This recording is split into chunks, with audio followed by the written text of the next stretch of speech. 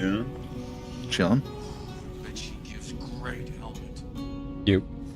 Hello, Chris. What up?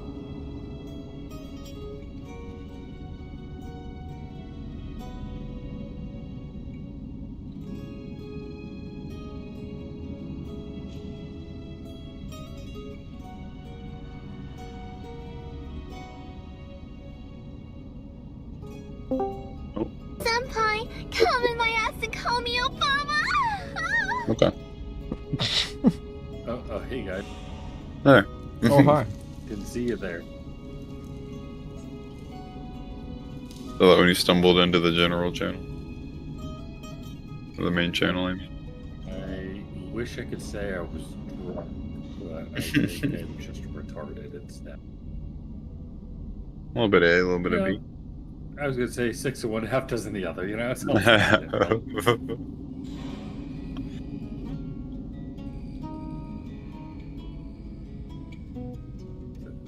So, Chris, are you gonna kill us or try to kill us again tonight? Because you want I didn't do shit, pistols or man. something? Right on the money. Hey, what up? Money shot, more like it. Oh, got him. Oh, that's the Yeah, money right. shot, baby. Wait, no, not like that. One shot of money, please.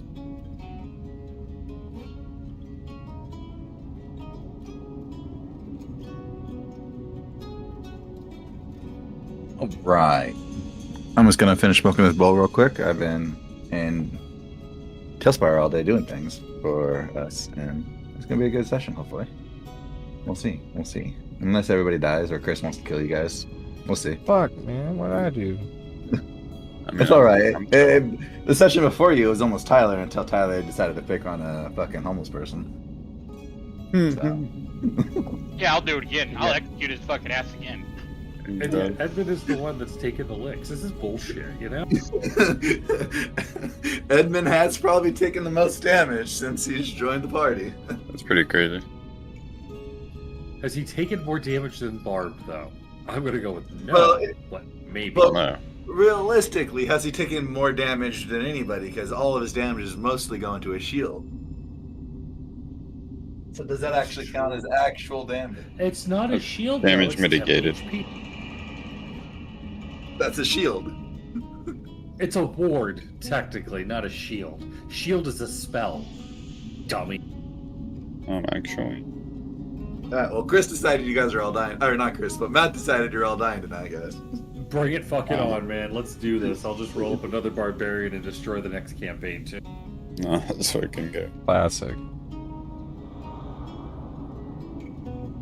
But with an intelligence of 20, so then it'll be an Edmund Let's go. Barb combo. Huh. That'd be terrible. Never mind. Happy terrible. No, dude. Listen, Barb worked because she was an idiot, okay? Like, she was fun, she stumbled her way through things. It pissed Chris off. That was my favorite because he would, like, skill into things and have proficiencies. And Barb would just be like, I just do the thing. Boom. 27. What are we doing? Yeah, I know, because it was a fucking survival check all the time. Consuming books to immediately gain their No, knowledge is no. like Here's- unmatched. Sure. Here's the thing. It wasn't really, like, there was some persuasions, there was deceptions. Like, I was doing things that Barb doesn't know how to do. I just had really lucky dice. And then you would cry. And it was my favorite. And I subsisted on your tears. It was the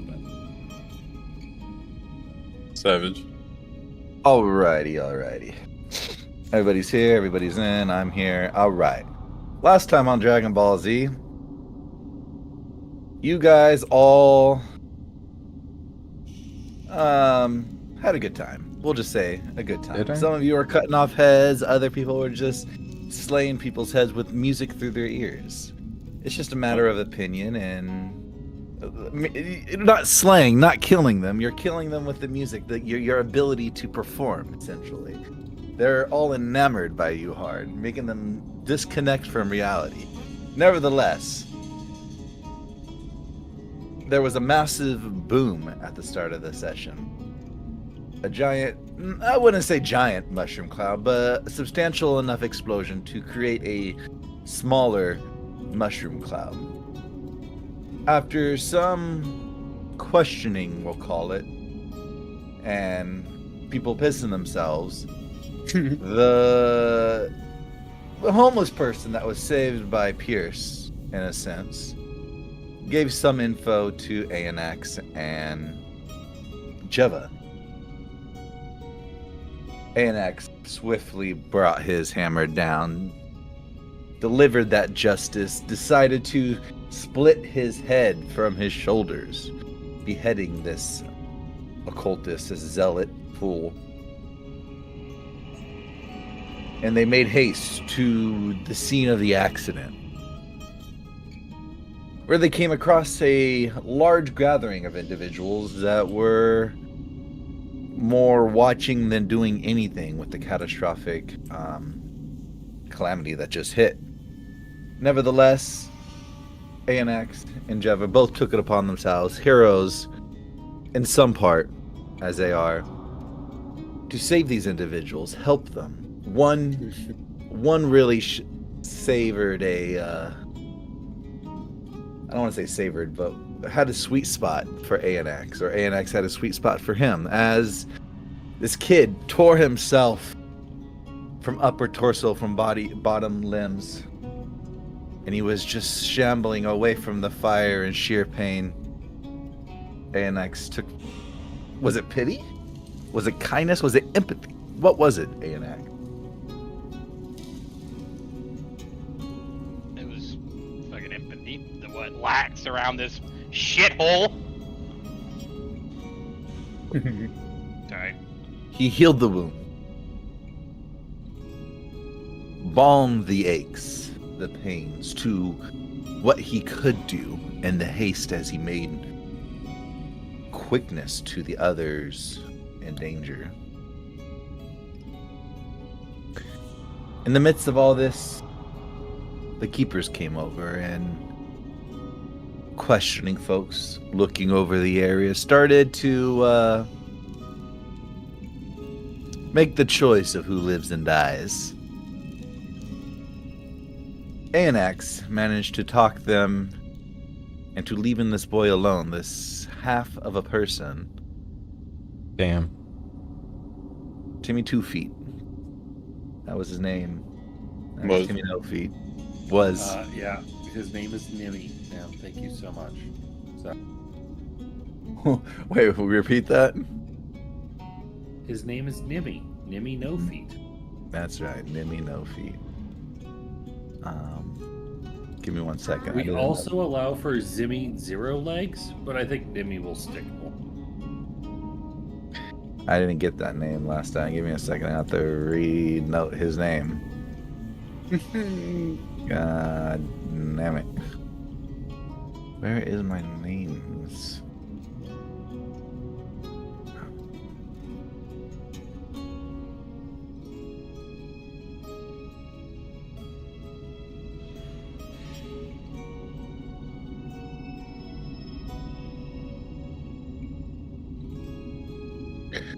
All right. After he bombed and managed to not coerce, persuade the keepers into leaving him be, ANX carried him. Here, guys, is this, we'll call it, oh my god, I forgot the word. Your little inlet inside Law's Law. Your cubby, your corner, your booth. There we go. Your Or booth in alcove. Law's Law. My prison pocket. Oh. No, nobody was up in anybody's prison pocket yet. Yet. But that may be foreseen later today. Nevertheless, Wait, what's you do to me? He did something. I can't remember what. yeah, no, Dosferatu blooded you. So you're Oh. full. This has been through your first day. This is your actual first day of being a vampire. Well, yesterday was you got blooded and there was practice, and so you just took the whole day just resting in the booth and reading your books and stuff. And today is your first day of actual being a blooded vampire.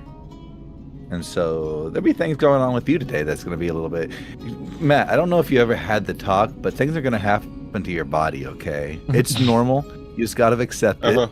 Okay. Oh god. Does that explain the hair in new places? Yes. Oh That no. That explains the baby in your arms right now. Hang on. Can you also? Does that explain my underwear being tighter all of a sudden? No. Perhaps. Okay. Well, you just say I was blooded, and well, there we go. Found it. He's full-blooded. Nevertheless, where we left off, Hard just finished his whole day of practicing with the Beatles. You guys. I saw your question, Matt. I'm sorry, guys. One moment. Your question, Matt. I have the race pretty much done. I just wanted to go over with you after this session to cement everything. Oh. But what's going to happen? I know I used that word purposely there. I wanted to go over with you the benefits and the drawbacks. Essentially, it's gonna kind of override your current like race or racial feats or backgrounds, I think they call it in 1D&D. And just as far as how that affects you, you'll find out in your play today. I'll give you special bonuses. I'll let you know, and like story-wise how that affects. Essentially, there's a lot of bonuses. There is some one specific substantial drawback, but in relations to what you do gain, it gives you a lot of extras. So I don't want to overpower it, but realistically, you weren't supposed to get a 20 natural Constitution saving throw when you were getting sucked by the vampire, but you decided to get a natural 20 when you were getting sucked by the vampire, so you became uber sucked. And I don't know. Is that a status? Like, if someone were to do like check my status, they'd just see super sucked. Super sucking too. I literally put in the description of this, I said, this race is created for those who have been blooded by Dothratu himself. This is meant to replace the character's current background that they would have. In addition, due to the outstanding natural 20 Constitution saving throw that was made, he got the extra suck. Perfect. That is the introduction to the race. The extra suck. The extra suck. It's canon.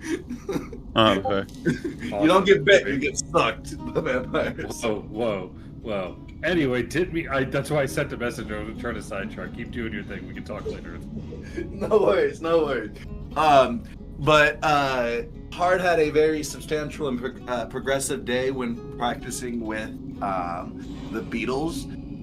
Essentially, he practiced some of their songs, they practiced some of his songs, and he did such a great job that he's going to get +1 inherent performance checks for today during his Bard-off. But in relations to beyond that, there was Ka was trying to get you guys to buy something from him. You guys didn't. Sorry, I got a little sidetracked with the vampire thing. But where we left off was the day was just ending and you guys were returning to the Gomo to take your long rest. I think we stopped right outside the Gomo, and I asked you guys in passing if there was anything you wanted to do before you went to bed or anything. I don't recall the definitive answer, so I figure we can pick up from there, just to give you guys that ability to do any pre-night rituals or whatnot before you do your long rest. Is that acceptable? Yeah. Okay. Was there anything that I forgot to mention that somebody would like to put points in? No, but is this a good time for me to mess with my spells, or do you think I should hold off? Sure, let me ask you this question. Do you guys want to do anything before you go to bed? Level up. Yeah, that'd be nice. Besides that. Oh, okay. Negative. I would have pulled from the deck of many things. But the deck of many- 3.5 version, not the 5e Oh. version. The 3.5 Oh, version. no. The deck of many things is nowhere to be sought. You don't know. It's Okay, I have to try. Yeah, it's a nice try. A for effort. F for execution. Yeah, that wasn't my best work, so I'll have to keep trying.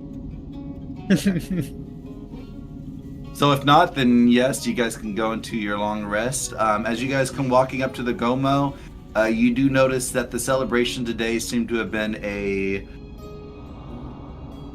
quite a vast celebration, since only goblins showed up to this and participated essentially because of the dangerous nature that it can be caused. Who knew that jumping could be so dangerous? Nevertheless, a goblin did win the title of the best jumper on the Leviathan, and in due stupor, in due stature of goblins winning, they essentially were the Oakland Raiders' last Super Bowl champion party in Oakland. They just went hectic and heinous and everything. Had a lot of fun and they loved it, and we're proud of it. And I respect it, and you guys should respect as you guys come walking up to the Gomo. You literally see goblins, like the banners that were hanged up, they're all like messed up and lopsided. Some of them have been torn in half. You see one goblin wrapped up in it in a bush, kind of just passed out with a mug in his hand and just drool coming out of his mouth. You see on the second floor where all of the banners are, all the railings, goblins are just kind of like half-sided, lopsided over. Some of them just have fountains of throw up coming out because they drink so much. But in relation to your egress to your room, there's no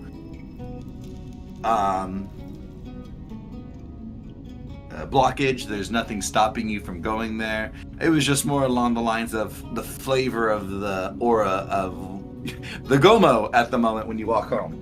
Was there any questions on that?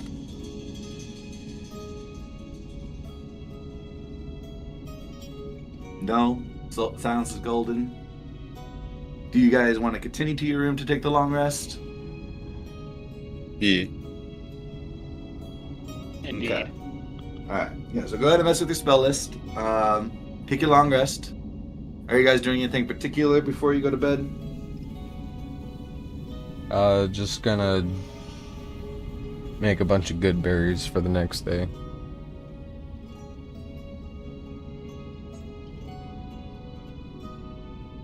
$20.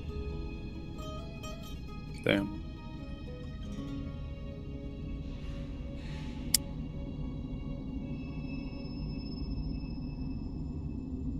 I'm going to meditate. Okay. Edmund?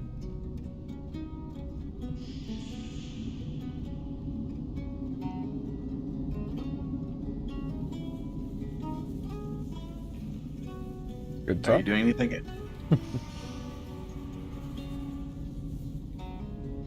Okay. What about you, Jeva? You said you made the good berries. Are you doing anything else?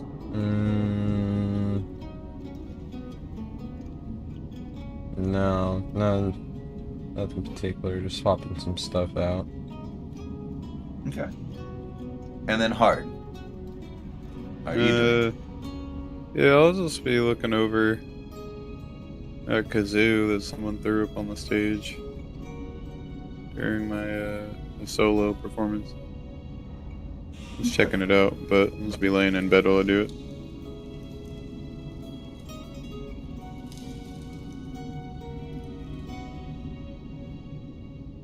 Okay. Roll a investigation check. I think it's perception, actually, here. It would be perception, yeah. Okay. Oh, 19. Okay. With your 19,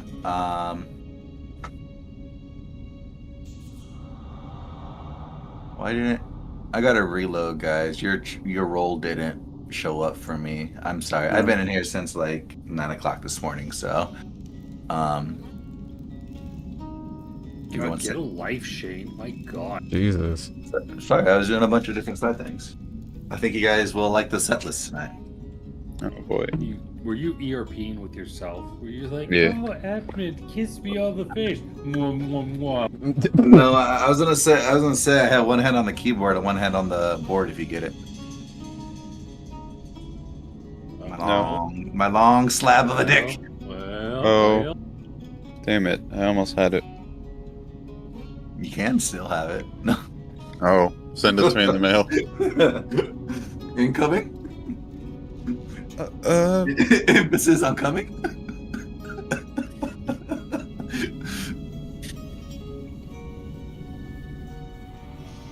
It isn't a D&D night without a dick joke somewhere in there. Isn't our whole night supposed to be dick jokes on D&D night? Yeah, we used to be able to draw them, but now we can't. Oh, that's right. Shane used to get so mad. Stop drawing dicks on my board. I think we should go back to TT Sim. I feel like that's the right It call. What do you guys is. think? Yeah, I agree. Yeah. I concur. No.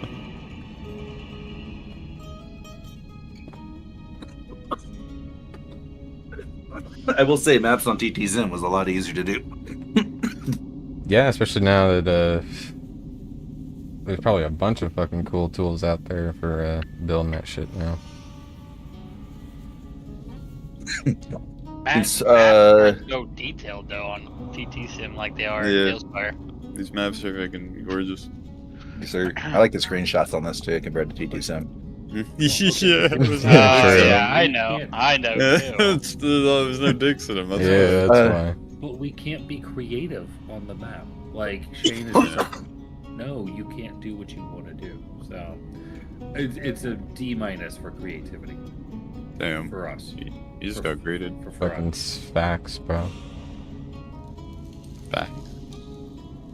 He's spitting. Oh my god.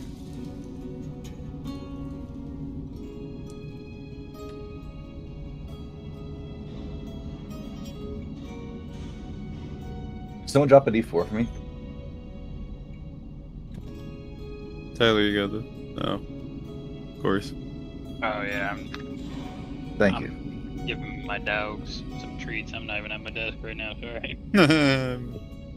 Got his ass. So you do your good berries. Thank you. I saw that. You with your perception check of the 19, what you do see is as you look over it, you don't really see any sort of, I guess the best way to say is identifier. It just looks like a regular kazoo carved out of what seems to be oak. But as you feel the holes of the kazoo and kind of just rub your fingers along the wholeness of what the kazoo is comprised of, you do feel small indentations. And as you muster the light essentially to a different shadow, you start seeing the shadowed out almost indentations. And it says on the side of it, "Hey Jude."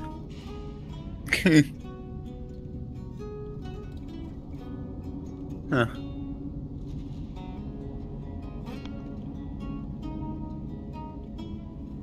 Give it a little.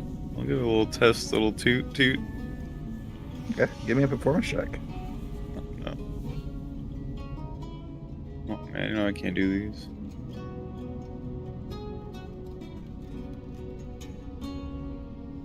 Man, 27. With the 27, you feel quite quaint with your performance. It was not wholly your best, but it was a really good performance. The last time you laid down and just played the kazoo, you can't recall. You've always performed for people in their kazoos. Maybe you practiced some things with the group and everything, but this was just more for enjoyment. Like you did this for yourself, and it feels good. And what that does is essentially everybody in your party gets inspiration at the start of the next day. Oh nice, everyone else heard this too? Easy. Oh yeah. Yeah, this is a one-bed place with 5 people in it, so everybody else heard this too. You guys are, Terrible. this is a little bit quite tight in here. I wouldn't say somebody wouldn't be sleeping in the bath, but someone may be sleeping in the bath. Rough.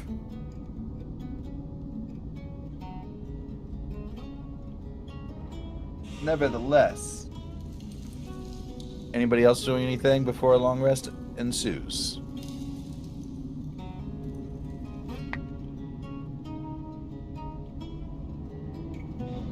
Absolutely glorious. Nope, I'm going to bed. All right, Yeah, you guys no, all that you're meditating.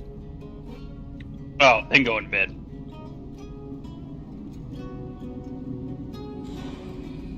Alrighty.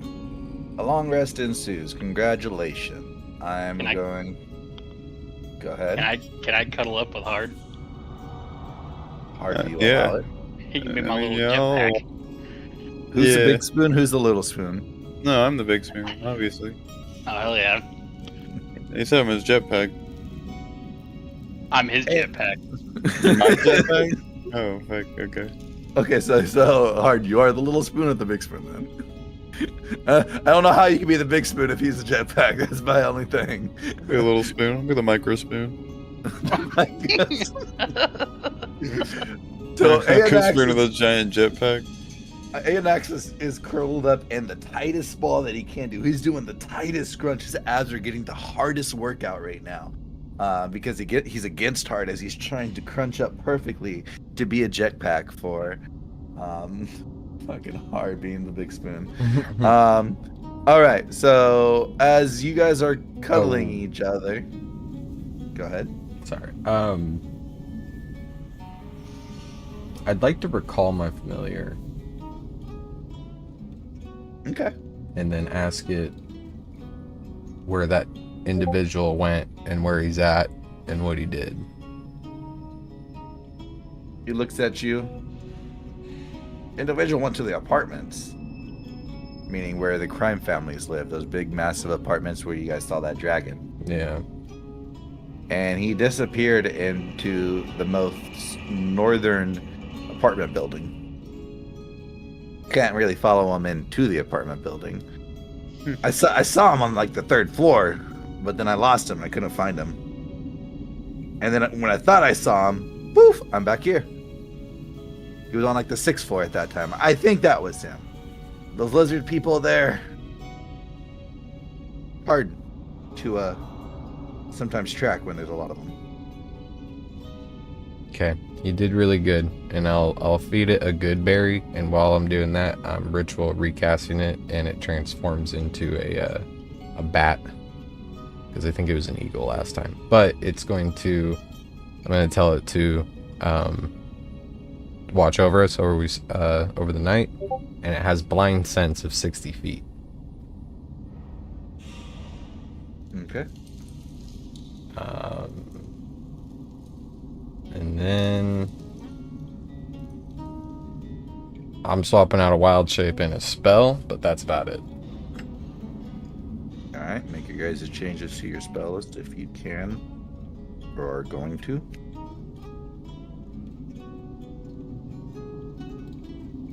Grabbing the giant octopus because that was really annoying that I didn't have it when I wanted it.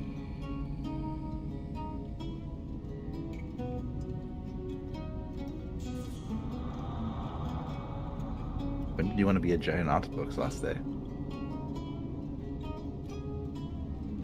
Everyone was pulling out, was doing stuff, and I was gonna. Oh, it was to save more than one person at a time. It was so I didn't have to fucking. That's what it was. Because they were burning. Gotcha. All right. Well, you guys awake, refreshed. What are you guys doing? Any buffs or anything you guys are doing before you head off to the day? Y'all have inspiration.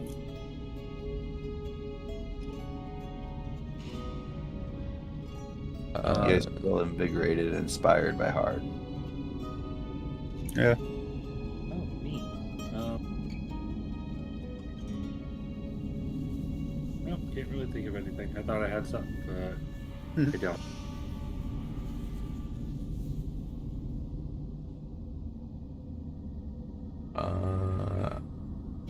People should still have some water left, hopefully. So I'm not gonna cast that. And then I'll just give everyone a couple good berries Oh yeah, leave one. from the night before. Tell them to eat them before like 8 o'clock, whatever time we got back last night. Otherwise they're gonna Okay. fade away. But yeah. think I'm all set.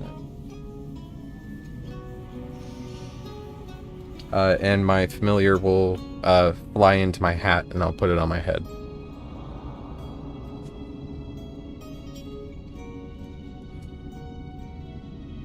Understood.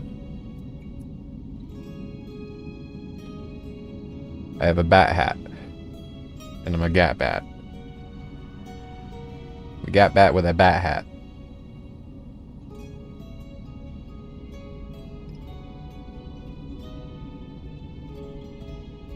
Anybody else casting any spells, doing anything specifically? Nope.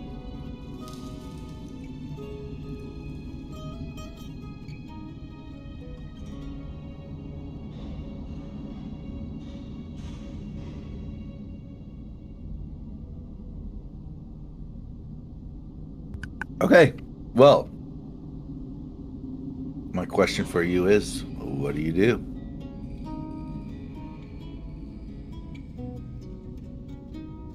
It is the day I of go to the sleep. Battle of the Bands. I go back to sleep. Okay. I go stretch my muscles. Get ready.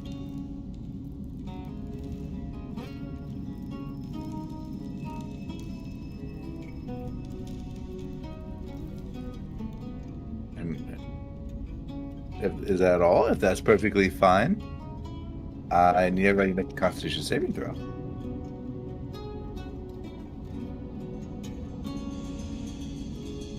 Everybody got +3.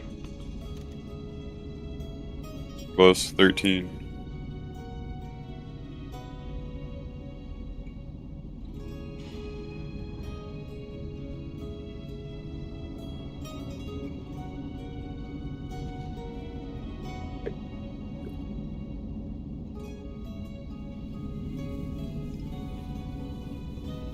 +24.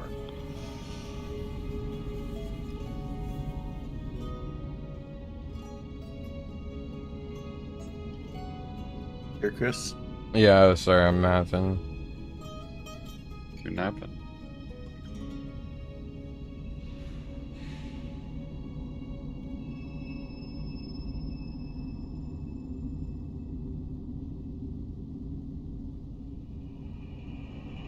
That's 18.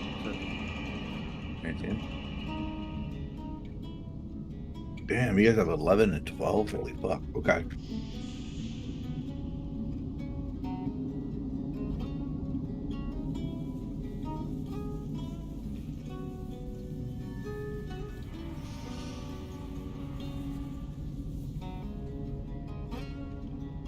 Alrighty.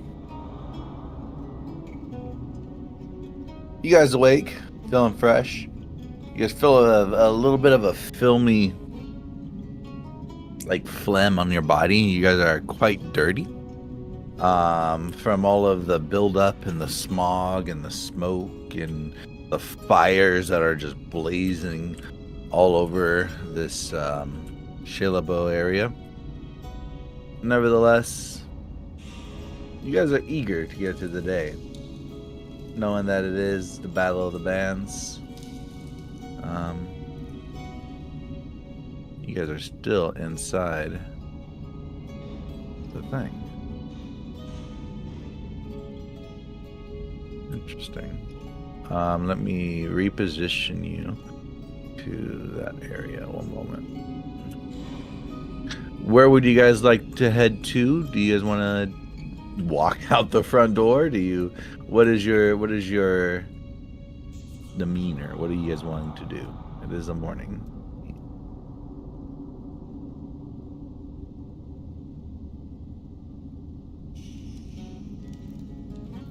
I mean, why wouldn't we just walk out the front door? I mean, I just like to know. I mean, you Okay, guys. guys, because Shane's being real fucking shady, we should, like, climb out the roof. Hello, Shady. We'll just sleep in today, yeah? Yeah, if you want to sleep in, you can sleep in.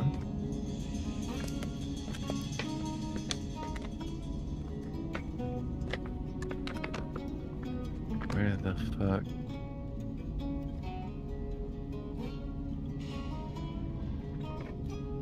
All right. So you guys walk out the front door, I'm assuming? Or no? You guys want to go out the back window? Okay, cool. You guys walk out the front door. It is a naturally what you would assume would happen after you see a bunch of goblins being drunk the night before. They're much in the same position. The goblin that's in the bushes now has a second goblin with them. They're both cuddled up underneath the banner that's been torn as a blanket. You see a couple of the goblins that are hanging over the side have been moved, and you just see dribble coming out from the underneath the bottom of the railings. But beyond that, you feel that the streets are quite vacant. Usually you would see many people walking the streets outside the Gomo over here, doing business, walking back and forth, or at least see some beggars. But the street is vacant, almost empty. You can hear the mechanical strumming of the massive fans overhead or the creaking of the pipes, which you could hear previously, but it's just that sound. There's no commotion, no ambiance of a bustling city.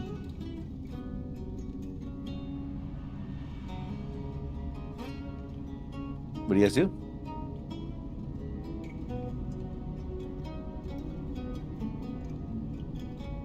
Well, there's lots of things we could do. Like, I don't know. There's lots of things, though. I'm sure. As I open the door, Shane, is it sunny out or am I cool? It's not sunny out. Okay, thank you. Yeah.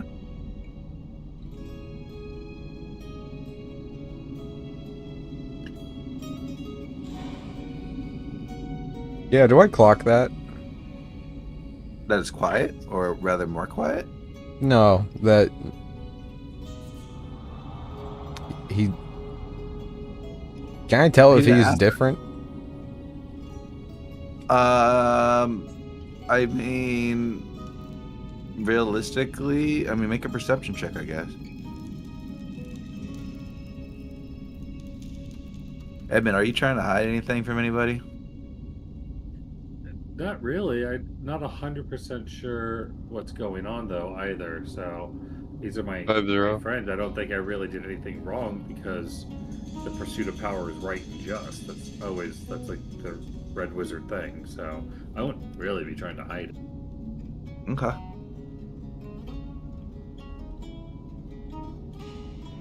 So with a with a 20, a dirty 20, with a dirty 20, you don't see anything out of the norm. If anything, it just looks like Edmund's looking outside the door and make sure that nobody's outside. This is the first time you guys haven't woke up with somebody knocking on your door. He takes a look out, looks around, and he comes back in. Doesn't seem out of the Edmundy, but like you've only known him for 2.5, 3 days. So, as far as any physical changes, you don't see anything physical. You wouldn't suspect anything because you weren't there to witness it happening, but in relations to like an actual physical change, no, it doesn't seem anything's different. If anything, yesterday he looked sick, today he looks fine. It looked like a cold, like a bad cold. Are my paladin spidey senses going off? To what degree? Are you detecting evil? Are you what? Yeah, you know what? I'm going to detect evil. Okay, congratulations. Edmund's not evil, I don't think. Let me double check. Edmund, are you evil? Shouldn't be. Maybe I am. I don't know. What have you done to me? Oh wait, hang on. Let me check. You're not. I don't know what the fuck in 5th degree's going on with Edmund right now. Like, I'm confused. Because they know something IRL, and they're trying to figure it in character before I get a little choppy, you know what I mean? Yeah. Yeah, I was just asking like passively, like, did my character by You chance. actively asked. No, there's no Yeah, difference. to see if my player passively saw something. I know something, but I'm just wondering if my player noticed it. Like, she doesn't have to look for something to notice it. I mean, you don't see anything out of the ordinary with Edmund. Okay. Your detect evil doesn't detect anything either. Does on Jeva. Oh, I knew that from the beginning. She a stinky bitch. I already know that. Okay, well, we ain't gotta start talking about people's hygienes.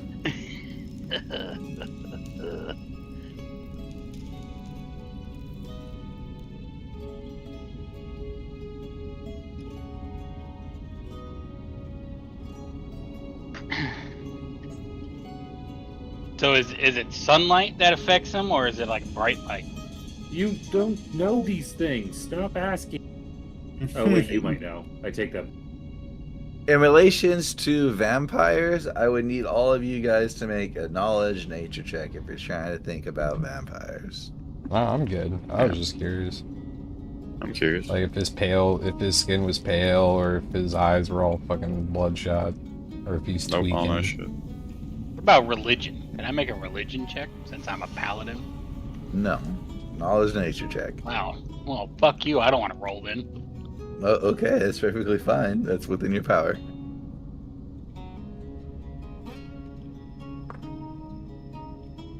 Okay, so But no, like actually, like are vampires in this like world? Is it bright light or is it like actual sunlight? per the vampires, a vampire is not affected by the sunlight in that degree. Oh, Sunlight okay, takes. nice. I'm sorry. Let me re-read you this. The traits for the vampire is the vampire takes 20 radiant damage if if it starts its turn in sunlight. While in sunlight, it has disadvantage on attack rolls and ability checks.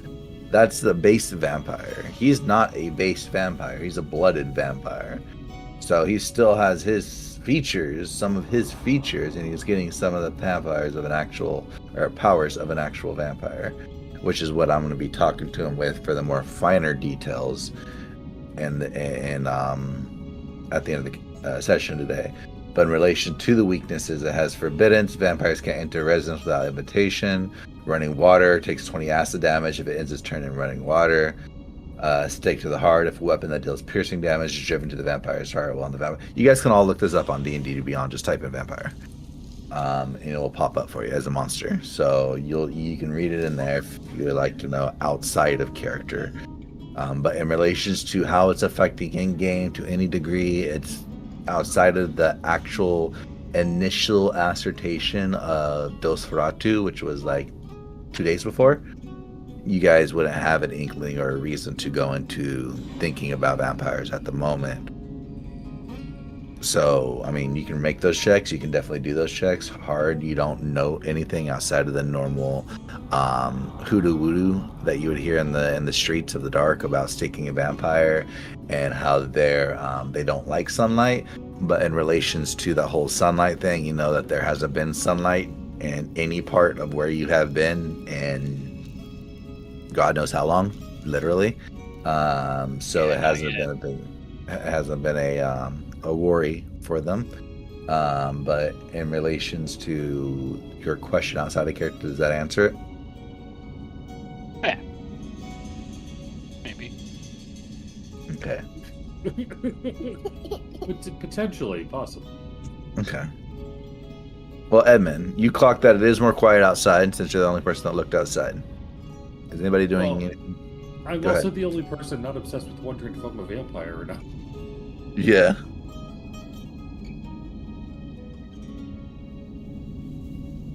But it's quiet. Too quiet. Does anyone notice how peacefully quiet it is right now? I knew we needed a new plague to get rid of all these people. A new Sorry, plague. my little buddy's hanging out with. No worries.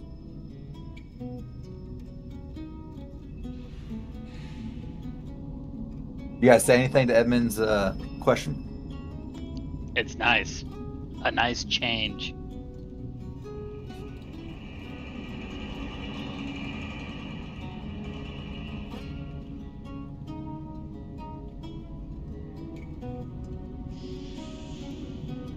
Hey, isn't the Why would it be so quiet? Is it like the Battle of the Bands today? Isn't that's today, right? Yeah, I'm practicing. But are you practicing what? Huh? Huh? What? No, you cut out. I didn't hear what Oh, you said. I said you're practicing well. Are you practicing well? Good. I'm trying. Yeah. You know, never satisfied with my own performance. You know how it is.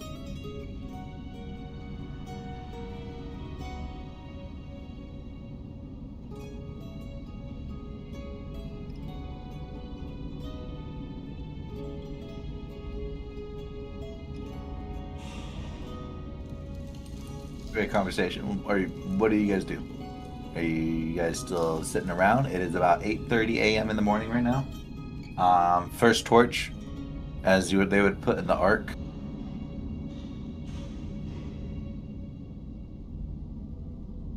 If not, did you want to make your way to today's events? What time does it start? Battle of the Bands starts, to your knowledge and what you've talked to in the passing of conversation with Law, it starts around noonish, so right between first and second light of the torch. So between 10 to 11, 11 to 12. What I do suggest is, excuse me, I don't know what I'm saying, suggest. You know that it starts between 10 to 12. Everybody gets there, starts doing it. The battles start at 12. Alright, well, I'll head over there at 9, but I'm just gonna practice in the meantime. I don't know what everyone else is doing.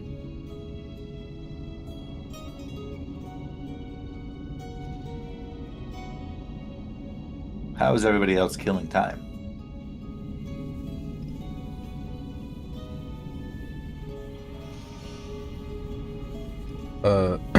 I'll walk over to Anax and say, hey, about that shit yesterday, do you still want to go and check out that church? Seemed kind of sus that happened right after that dude left.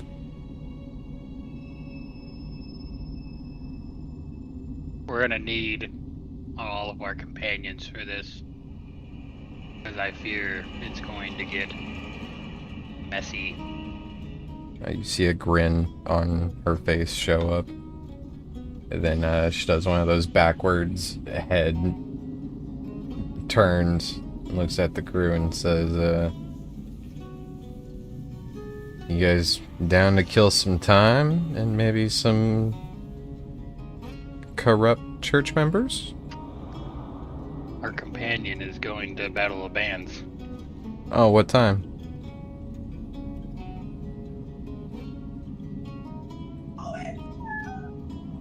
Exactly. 9.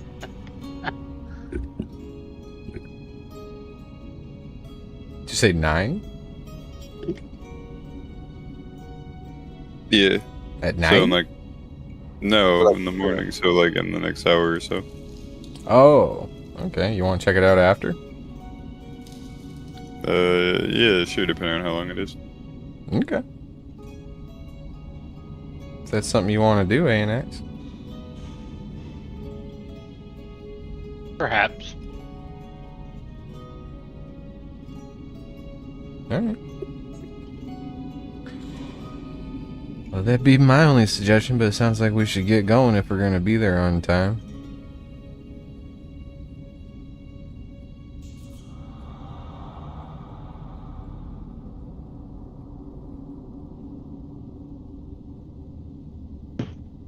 Sounds good.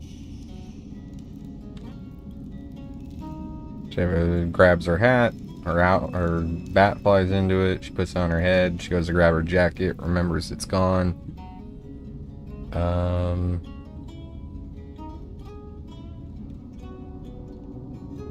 Yeah, that's it for now. She's gonna do something else, but never mind. Okay. Edmund, are you doing anything in preparation? doing my normal casting mage armor and walking out the door.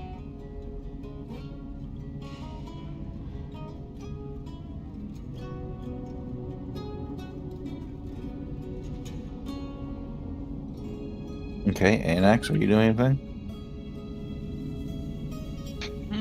Walking with the group to the shindig. All right, and then finally hard.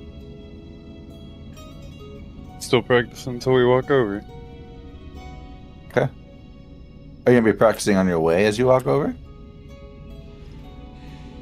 Yeah, Okay, can't waste cool. a moment. What are you practicing specifically on the way over? Like, are you doing an instrument of specifics? Are you doing a tune? Just swapping between all of them and doing some basic melodies. Yep. Okay. Alrighty, well, I'm gonna transport you guys over there. One moment here.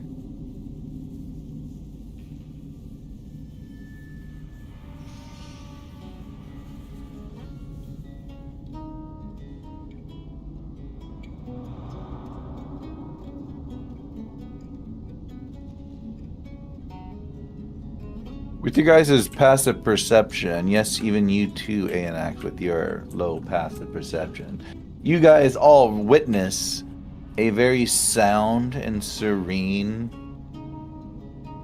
Shayla Bow.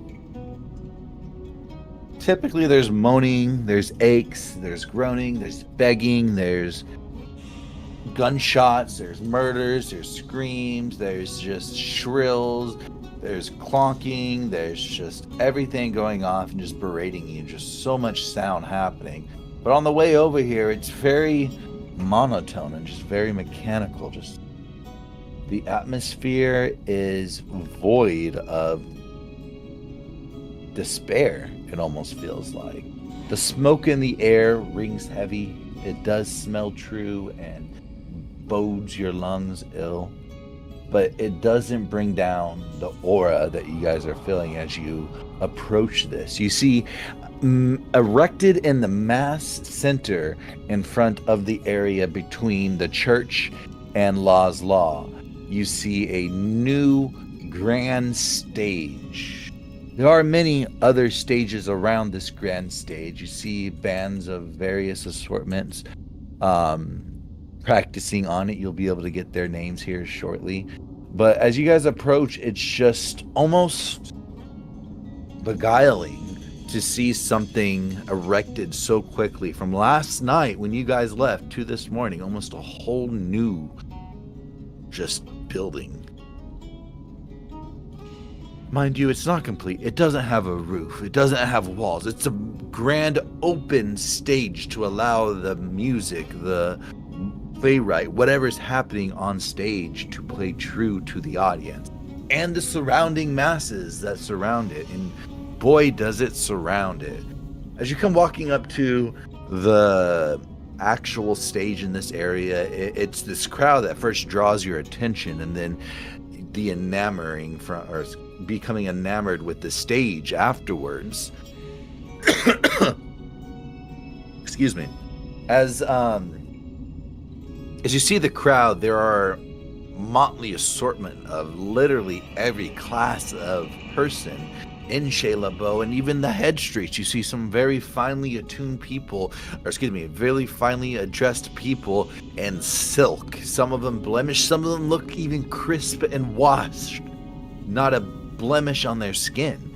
Others right next to them, they're talking to the most horrid, besmirched, gashy looking homeless person that you can see in Shayla Bow, and they're talking in common ground, almost in spirit with each other. But it's again not them that drives you. It's this grand show. You hear music, a myriad assortment of tunes, symphonies, saga.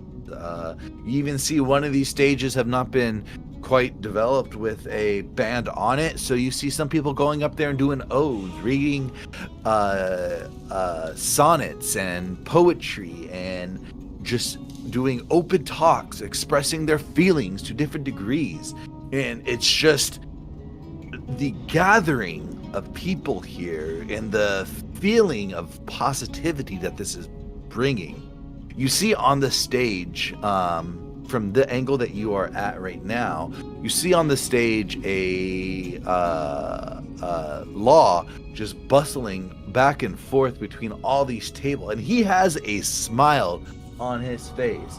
Those with the passive insight of check here, passive insight of 15 or higher, you guys see that this smile is almost, it seems genuine. He seems happy to be doing this. He's running back and forth. You see him running into his actual tavern with an empty plate, coming back out carrying 4 platters of different things.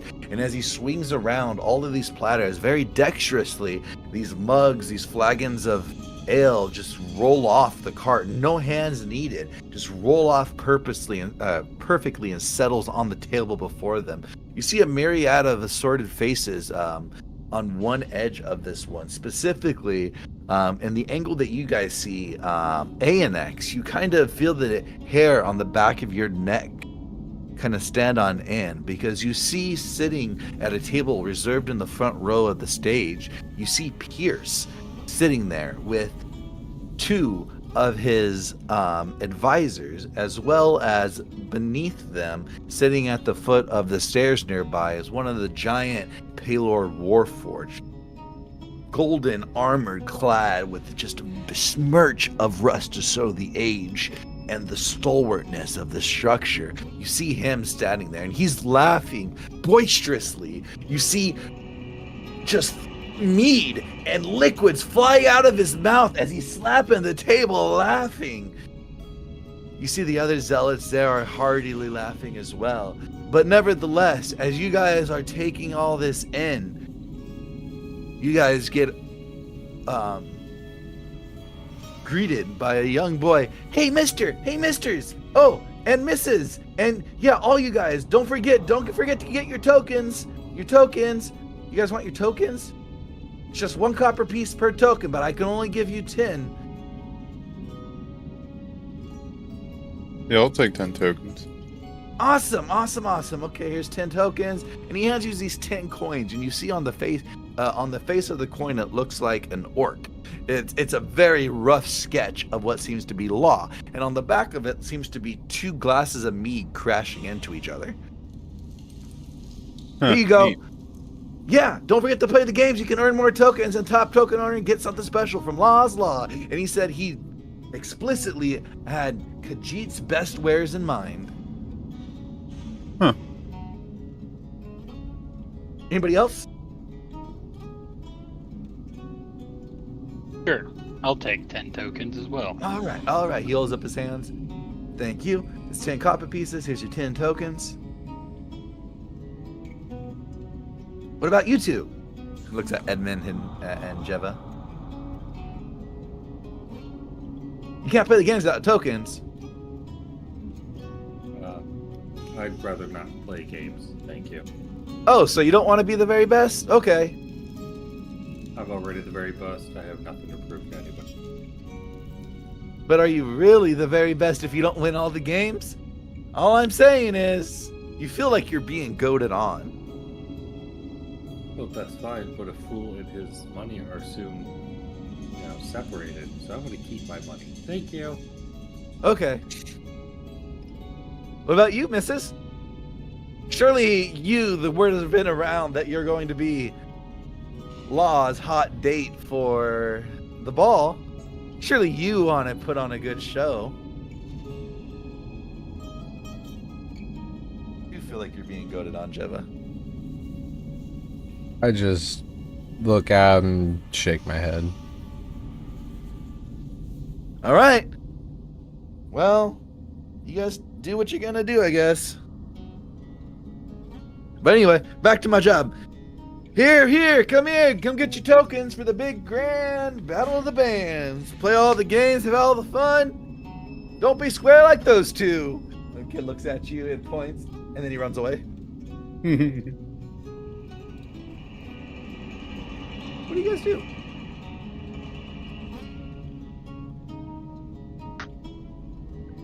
You do see a couple new things too as well. I forgot to mention these. You see boards have been erected around the square, specifically at the entrance. One right here. There's one over here.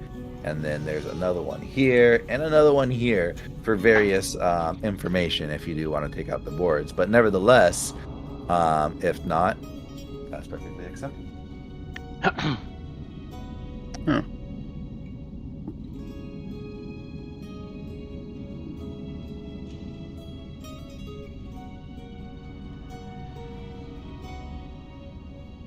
This is fun.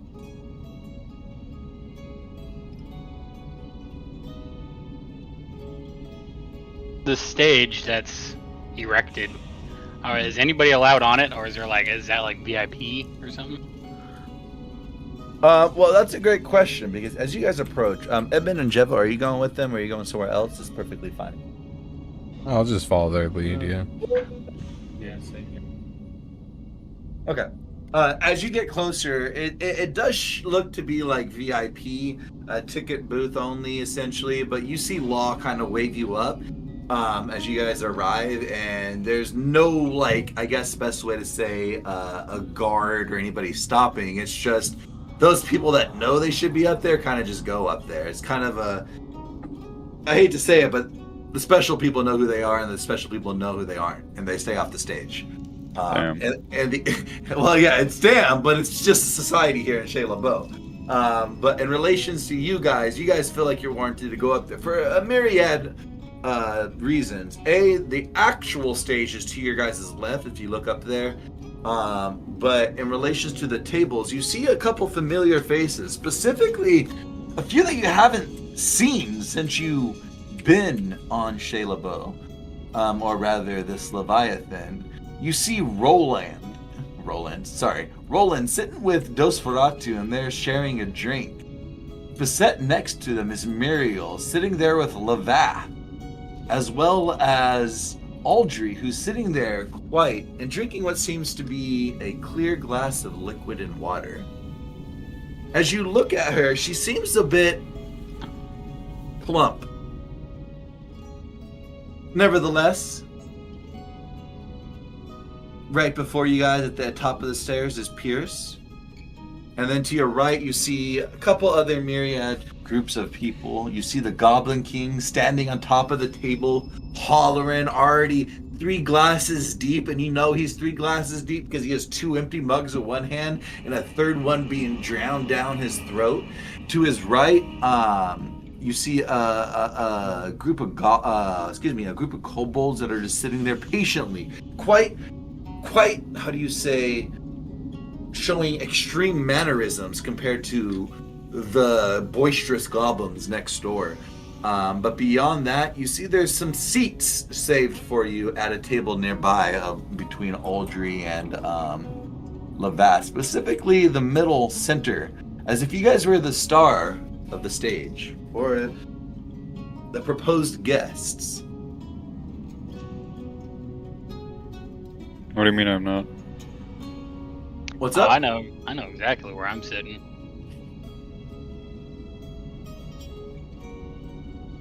Or do you guys want to walk up there and take seats? Yeah, I'm gonna Okay. walk up here, and I'm gonna go to this table, turn to Pierce, and I'm gonna ask can I sit down, Pierce?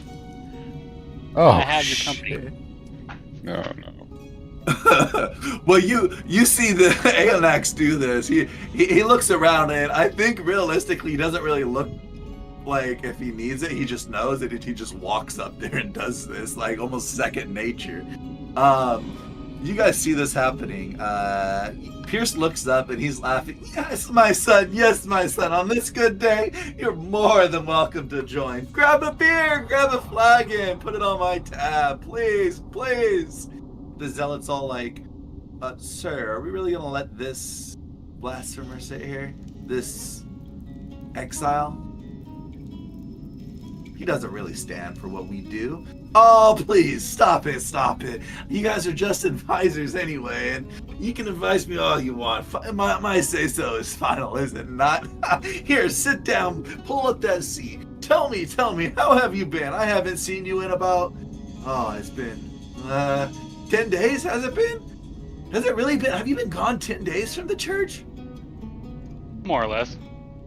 I heard you went to prison. Is that true? We- I went to visit, not to be. Break Put someone in. out. No, not necessarily. More of like an agreement. You see his head kind of flip to the right as if he's focusing on you, maybe a little bit past you. And you see his eyes flicker past you to Roland.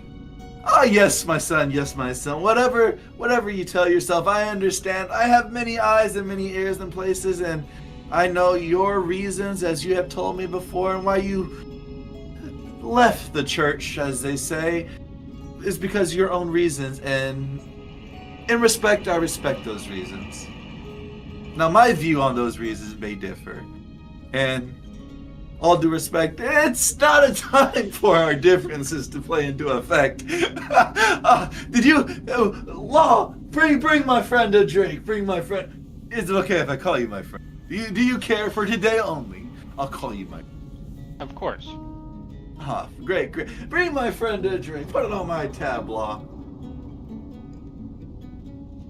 You see Law stop what he's doing. He's carrying 3 platters of mugs, and he looks around. He's like, I still got to put these down, but he stops what he does and immediately just drops those on the nearest table and runs back into his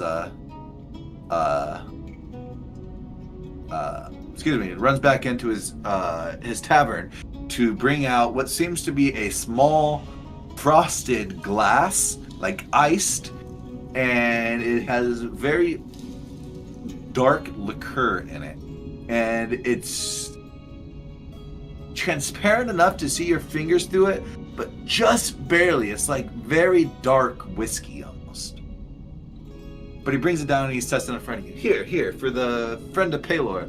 And you see that, for the friend of Pierce, you see that Law's looking at you, and as he's looking at you, he has a bit of a glower. Not a glower, but he's leering at you. Not in anger, just more curiosity than anything. Well, what brings you, my friend? Where's your other friends? Oh, they might want to take their table before someone decides it's for them. Come on up, guys. Come on, your table's over there. I made sure they say do a spot. It's anything within my power for my friends of Anax. Anyway, how you been, Anax? Good. Just trying to help wherever I can in this light forsaken place. Ah, yes. This dark era.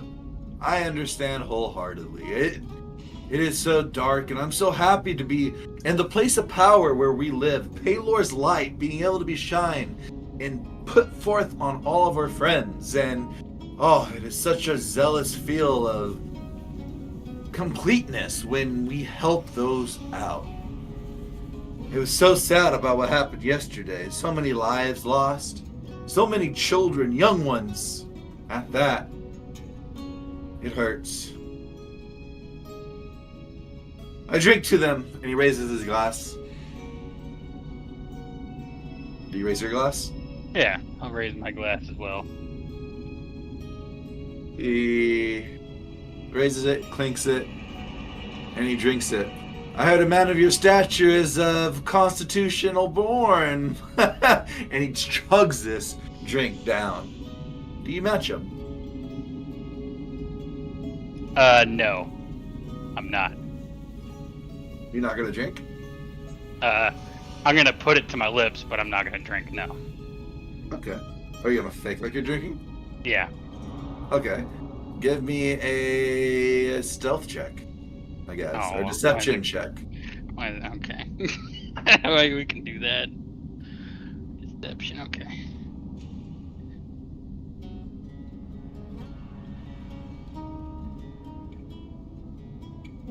Uh, 8. Okay. You put it to your lips, let it rub across just the tip. It tastes very sweet, almost fragrant with cherries, You've never tasted cherries, but it feels sweet in that cherry flavor for us on the real life. Nevertheless, Pierce swallows his, and each of his advisors swallow theirs. Ah, yes, a man of taking it easy one shot at a time. It is going to be a long day. I hear they got quite an assortment of bands. 16, in fact. 16 showed up. It's going to be quite an occasion. Give me 1 second here.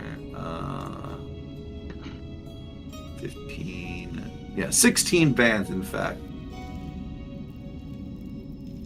They're going to show off quite a boisterous amount of noise, I hear, and I figure, why not help them and praise this gathering of fellows?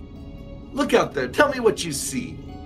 And he kind of points to the gathering of the people that you saw kind of amassing on the outskirts of the Battle of the Bands, like a square that you guys are in. What do you see? Give me a perception check.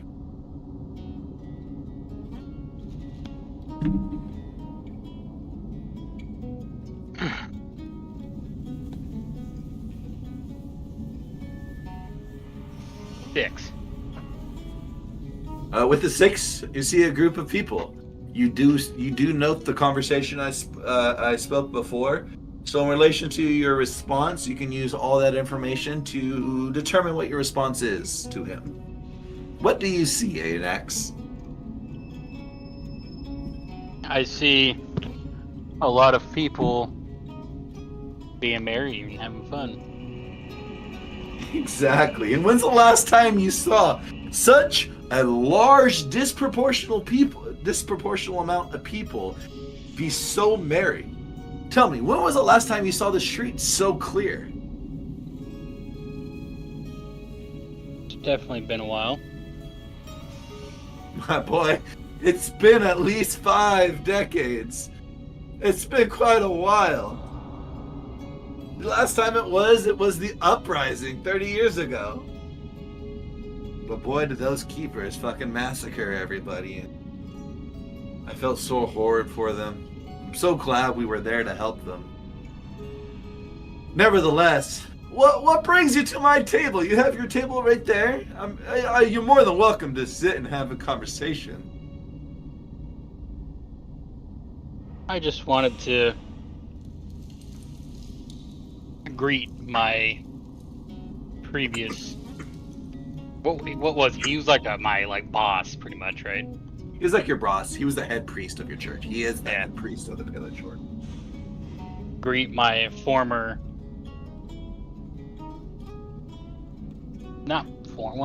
Former boss, I guess. I hate to be thought about that. I always thought myself more of a leader than a boss. But if I ever did wrong you and make you think otherwise, I do apologize, my son. And we've had our differences. Like I said, I don't want today to be a bit of difference. And I may have been your former boss, and I'm sorry for that. But today we're going to drink and be merry. I feel today is going to be fun and there's surprises in store. Surprises indeed. Paylor's going to bless us with this bright light. I just know it. Yeah, I would hope so. Speaking of Paylor, though, I've noticed you've been quite busy recently with people coming into the church and then leaving. Ah, yes, we helped our. He groans and he raises his glass. Then almost immediately, Law shows up and he fills it again with the liquor. Would you like some more? He'll give you a double. I mean, I know you got some in your glass, but I mean, more the merit. And again, it's on my dime. I'll be more than happy. Oh no, I appreciate it, but I need to. I want to be able to.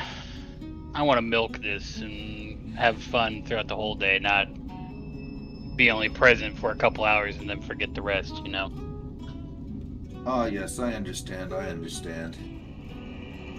You are always tactical in your approach to things, and I respect that, ANX.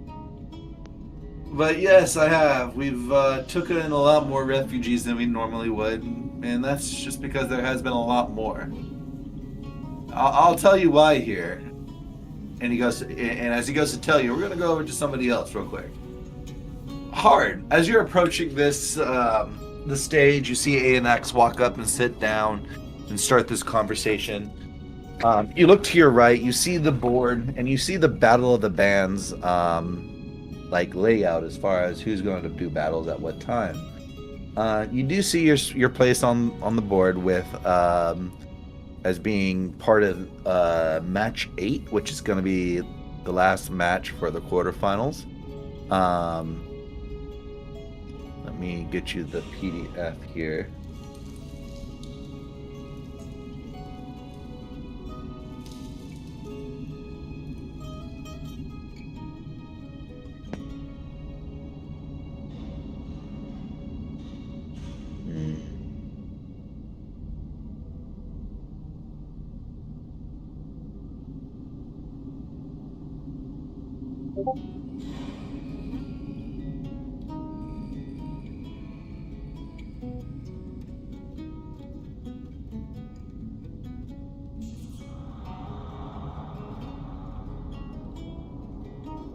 Oh yeah.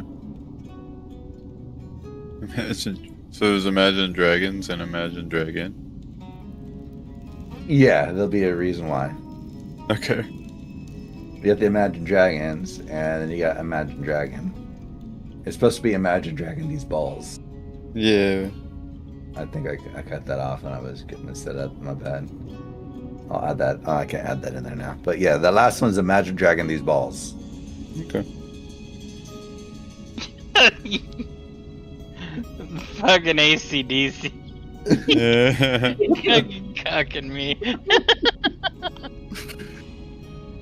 My favorite was System of the Downies. Oh no. Down with the syndrome. Lincoln Portals, bro. Yeah. My alchemical romance. But so you have some time before your actual group performs. Nevertheless, that being stated, you do have your tokens as well. You do see a couple booths to the far left and far right, and just a myriad around. But you do see up on the stage, to the back right. So if you're looking from your current direction, your current point of view, the third table to the back right, that table, you see some people playing cards and making bets and coins over there. Nevertheless, your table sits empty next to your friends, or rather who I would presume would be your friends, the group of people: Dosferatu, Roland, Lavath, Muriel, and Aldry. What do you do? I need to go find my people. Okay. So you're gonna go look around for the Beatles? Yeah. Okay. Fantastic, fantastic, fantastic, fantastic. What direction are you gonna start walking?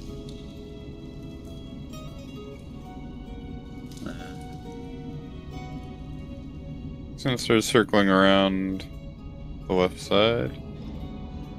So I guess toward the south, wrap around southwest, then wrap around northwest. Kind of just walk around the big tent in the middle. Okay. So as you come walking around, you see a couple different bands in their attire.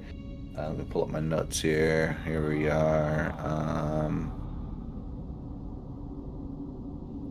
So to the first stage, as you're walking around and just looking around, you see on the stage right here, you see the Kings of Linen. They're sitting there. They're very posh high street people, and they're all playing violins and flutes and harps. It's quite It offers quite a bit of ambiance, but it doesn't have a good rhythm or scheme that meshes well, or as you're listening to it and the group in front of them is very small, it doesn't seem to mesh with the masses very well.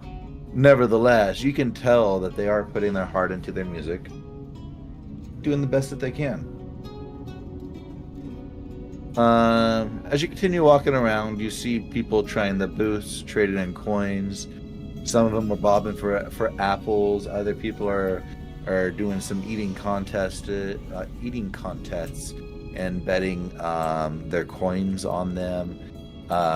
This stage has those poets and sonnet readers that I was speaking on. They're just enunciating their voice over the crowd. You don't see your group yet.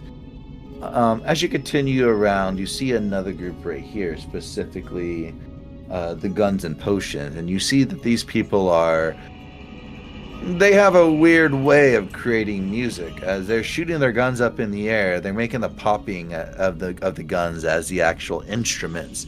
And then right in the middle of a rapid firing, you see one of them throws a potion on stage, and it just sizzles and bubbles, and it makes all these erratic noises. And it's meshing well, but it's not, again, music how you would expect it. This is definitely interesting, but you find it a bit beguiling as well. Are you going to continue on making your way around? Yeah. Okay. Yeah. You see this booth is about target practice. You see that right here against the church walls, the stone church walls. They put up some targets to shoot. Hit 3 targets, win a coin, it says. Cost 1 coin. So, i.e., if you hit 6 targets, you would get 2 coins, i.e., you win. Woo. So you keep going until you miss 3 times. Nevertheless, on the next stage over, you see arrowsmiths.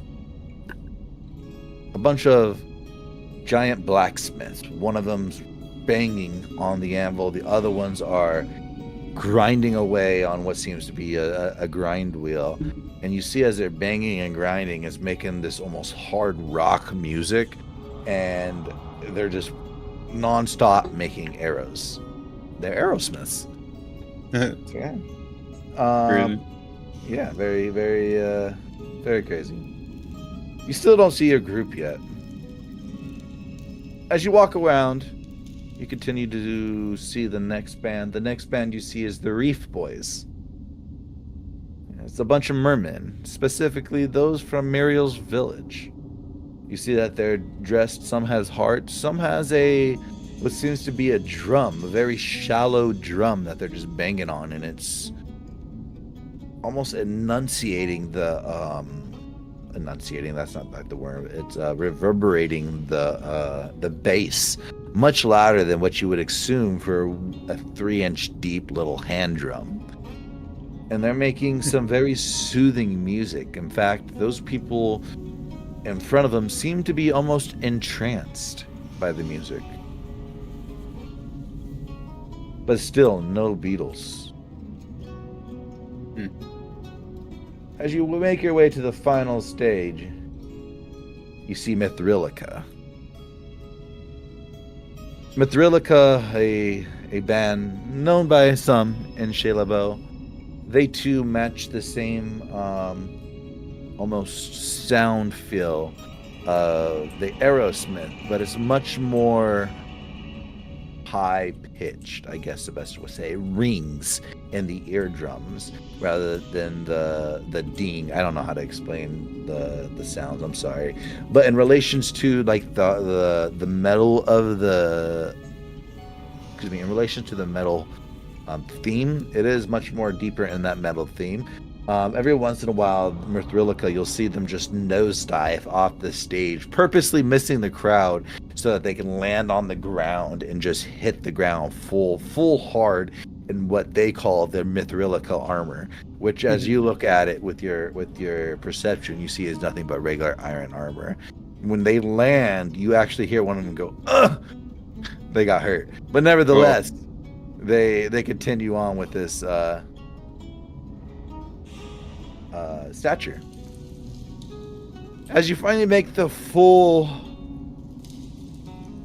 loop, you see the Beatles. They come walking out of Law's Law.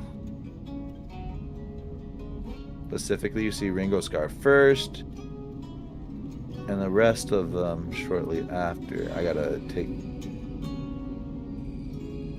lock this. Here you go.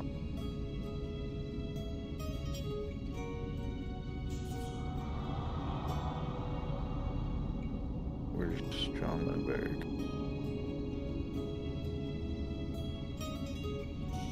Yeah, but Paul Ringo.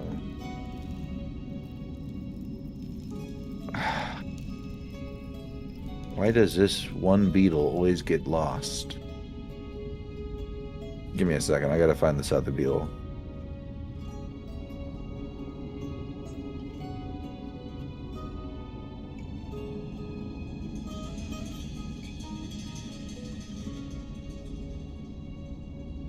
Oh, you motherfucker.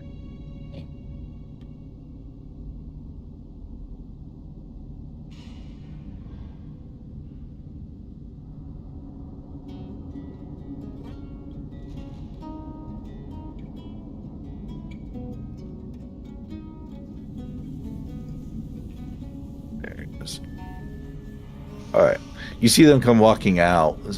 It seems to be that Paul McScarab has eaten a lot, as he's covered in baby back rib sauce across his mouth. Nevertheless, as they see you, they kind of nod in your direction. You make your way over to them, I'm assuming. Yeah. I'm gonna approach him and say hello. Oh, hi there. Sorry, we were in there. We were hungry. We didn't eat last night because we were anxious. You see, John says to everybody, "Did you eat, or did you manage to get something in you?" Yeah. I got I'm good. Well, we got some baby back ribs if you still want some. Are you sure? maybe after the performance. I don't know if I want to fill up too much, you know. I respect it. Well, we were gonna have that table there where Pierce is, but we kind of got kicked out by Pierce, so that's why we were in there. Because tables in there mostly are vacant. I mean, there's a lot of people in there still, but we could find another table if you want to sit down or something. But Why did he kick you out? Well, he walks up to you. I'm gonna tell you in confidence. Please don't tell anybody my words. Pierce is a bitch. But yes, I mean, what are you gonna do against the person that helps save the blight of the people when he requests something? Law has to oblige, and unfortunately, Law did. We can't fault him for that. Law's a cool guy, and we get it. I mean, Pierce is a pretty powerful person. Yeah. Well, if you want, I guess we can try to kick those sorry, sad folks to reading their poets off stage and take it over from them. You know, they kick us out, we might as well kick them down. You know, kick it down the lane, as they say. Somebody else's problem. Or we can ask them politely to leave. That is an option too, I guess. Yeah, well, we can try the polite route first. All right, guys. So, Paul, you owe me 1 baby back ribs, and Weevil, you owe me 2 litter bugs. I told you he was gonna say it the polite way. They all thought you were gonna choose mean. They said you followed the captain. Your captain's kind of mean, and that you must be being the first mate, kind of a little bit of that group too. But I could see that you are quite a fine fellow. Thanks. Are you sure you don't want no baby back ribs? And maybe after. But they're good. I'm sure they'll be good just as good later. He walks away. All right, well, we're gonna walk over to that stage then. Did you get your coins from that boy? I did. Oh yeah, there's a couple different boys going around giving out coins. They stole a bunch off of Law, and now they're selling them. Law was gonna give them out anyway for free to people if they just ask. Dang it. If you catch those boys, I mean, if you can take their coins and give it back to the Law, I guess that's something in it for you. Or, I mean, if not, they're just boys and they were very cheap coins. I'm sure Law doesn't care if it was. He would have got them. But I just want to make sure you lost 10 copper there, bud. I'm sorry. No, that's okay. It's just 10 copper. Exactly. What are they gonna do with it anyway, you know?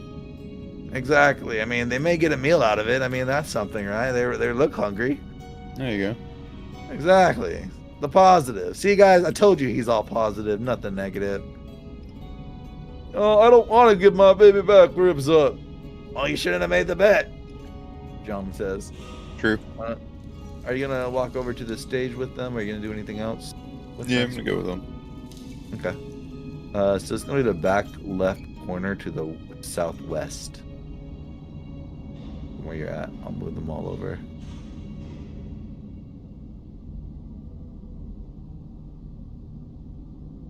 I swear to God, Tailspire.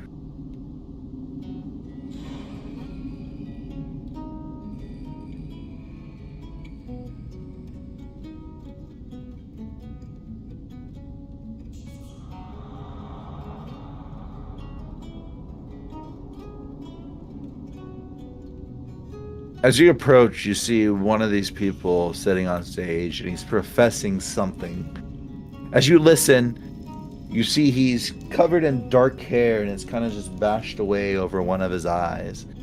And he raises his arm, and he says, "To be or not to be?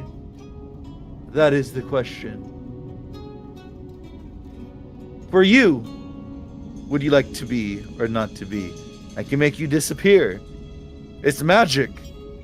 And he looks at you hard.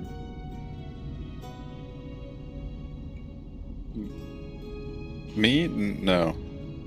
You don't want to disappear before these fine gentlemen in front of us? No, I'd very much rather not disappear. In fact, I need to appear right there, actually. Right here? And he points down at his feet. On the stage here. All right. I'll make you a deal. If you can't disappear, then you can have the stage. But if I make you disappear, then it's still the stage is mine to complete my magic act. My reading of poetry inversed with magic. Look, man, I'm really trying here. My friends over there, they didn't want to do this the nice way. So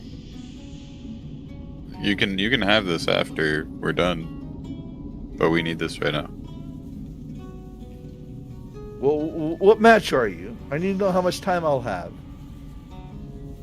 The last match, right? Yes, you are the last match.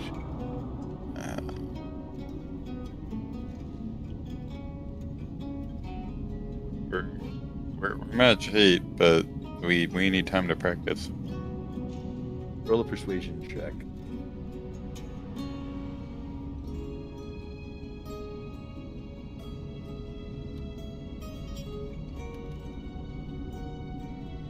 What a fucking man. Oh, 33. he's gonna clean that fucking stage and everything for you now. Hell yeah. Yeah, sorry guys. I wish I could roll higher.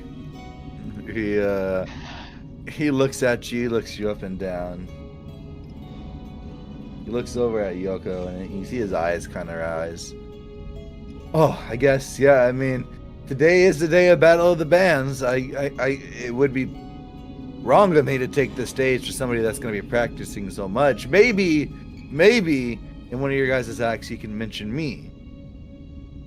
Just say, brought to you by the Magic Magician Disappear Man. I don't know. These kids made up this name. I gave them an opportunity. They took it and made it the worst name. I'm going to come up with another name. But until then, Magic Magician Man. And he says, but I'll leave the stage now. Yeah, sure. If we win, we'll shout you out. Why not? Exactly. You keep your word on that? You see Yeah, Paul we'll see. Scarab shake We'll his try. head. We'll see what we can do. It's not. This is a group decision. he walks down. I'll remember this. I'll definitely be looking forward to you and rooting for you.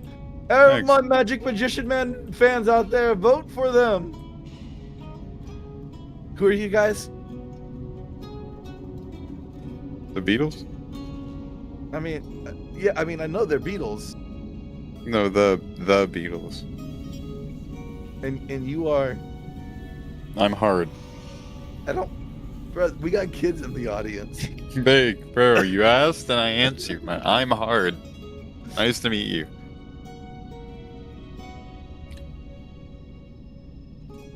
Nice to meet you too, Mr. Hard. I will take my leave now, and he brushes the stage as he leaves.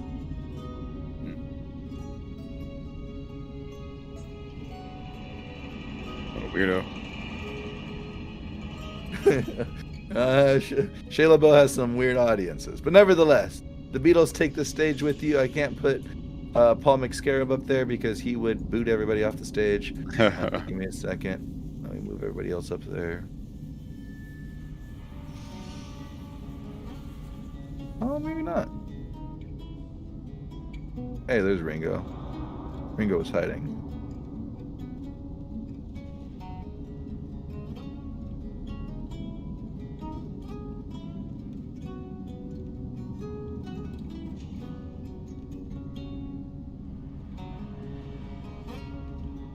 Alrighty. Why don't you give me a solid performance check real quick? I will try.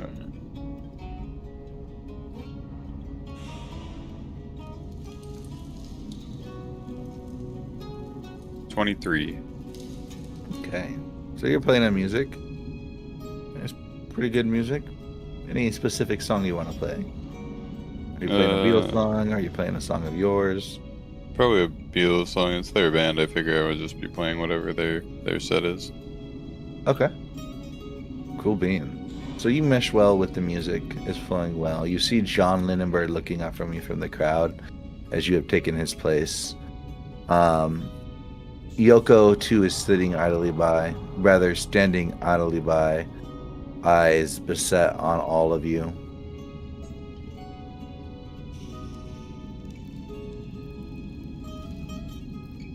As you play the music, you see a couple of those of the crowd kind of turn and just make their way to your stage. You have managed to capture some attention. It's nothing as stressful as trying to gather 1,000 people in the rest of the day, especially since you missed a couple hours on that day, but you could feel the stress, the bearing weight of the pressure of the sounds, the bands, the various ways people made noise to create these music, this song, the tunes you hear in the air. Despite that pressure, you still perform pretty solidly. Congratulations. 23 is more than pretty solidly, in fact. It's quite splendid. As many of the people of Shayla Bo maybe has heard some music in the past, but they've all been lost. But everybody here seemed focused on one thing, and that is to have a good time and listen to some good music. And you are definitely putting forth that good music.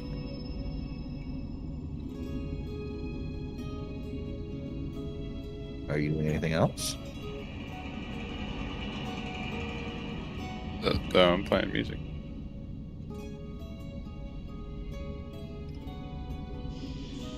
Alrighty.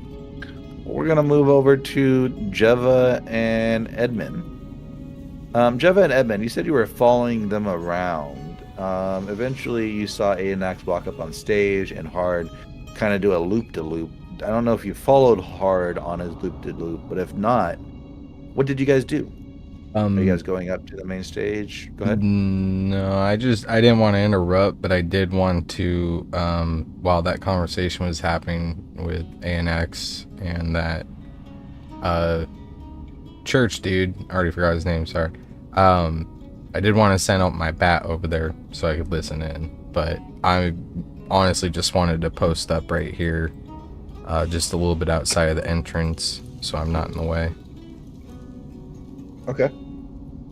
Are you doing anything else, or are you just going to be kind of keeping an eye out? Yeah, I'm keeping an eye out on everything and everyone. Okay. Edmund, as you approach this area, the lights seem a bit brighter than normal. Nothing like too bright or extravagant or making it cringeworthy. It just makes it like the brightness scale has been turned up.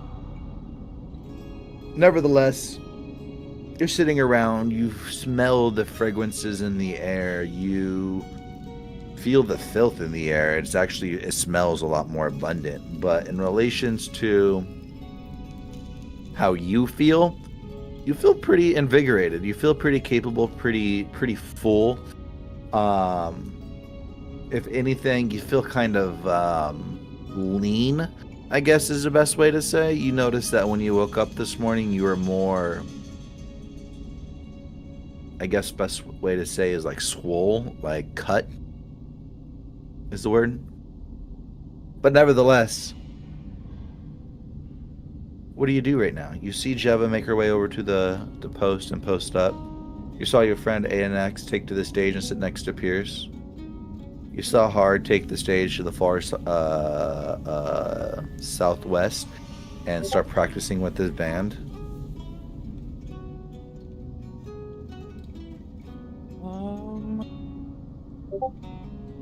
So first things first, what I think I want to do is I actually want to cast Prestidigitation so that I could just have I'm following the sensory effect of the, where the hell was it? It's like a good smell. Like I don't want to smell the stink anymore. I'm like, what's going on around here? I assume this is, in character, I don't think Edmund's going to track that. It's probably of a more heightened like smell because of what happened. It's more stress. He's just noticing everything's just bothering him more. Little on edge, you know. Yeah. I want to, I think, have him sit off to the edge. I want to be there and support my friends, but at the same time, well, support them if they're good, make fun of them if they're bad, right? Mm-hmm. But also do that from a kind of a quieter corner, kind of where I normally like read, except I want to more scan the crowd and just like kind of take everything in. You know, I assume I'm feeling a little stronger, maybe a little more vigor for life too, maybe more literal ways than one. So that's kind of like the whole thing is that. Just kind of living in the moment, but like on his own, to take it at his own time. Got you. So do you want to go up? You want to go up and sit up at your guys' table, or do you want to just stay back and just keep that surveillance type of stature that Jeva's kind of taking as well, just from a different angle, so you can still live out the moment in your own regard? It's close to what Jeva's probably doing, just because everything seems kind of new, but like off on my own as well. Mine is less like Overwatch duty, more breathing it in for probably the first time he's ever stopped and smelled the roses, as it were. Okay. And it's little roses he smells because that's what you put in with Prestidigitation. There it is. See, you got it. See, you got it. You're good. Okay. Go ahead and you can move yourself anywhere you would like from a different perspective from imagine a box, I guess is the best way to say. Like on an edge of anywhere on that edge of the box. Oh, it went away. That would probably be like the most supervisory angles.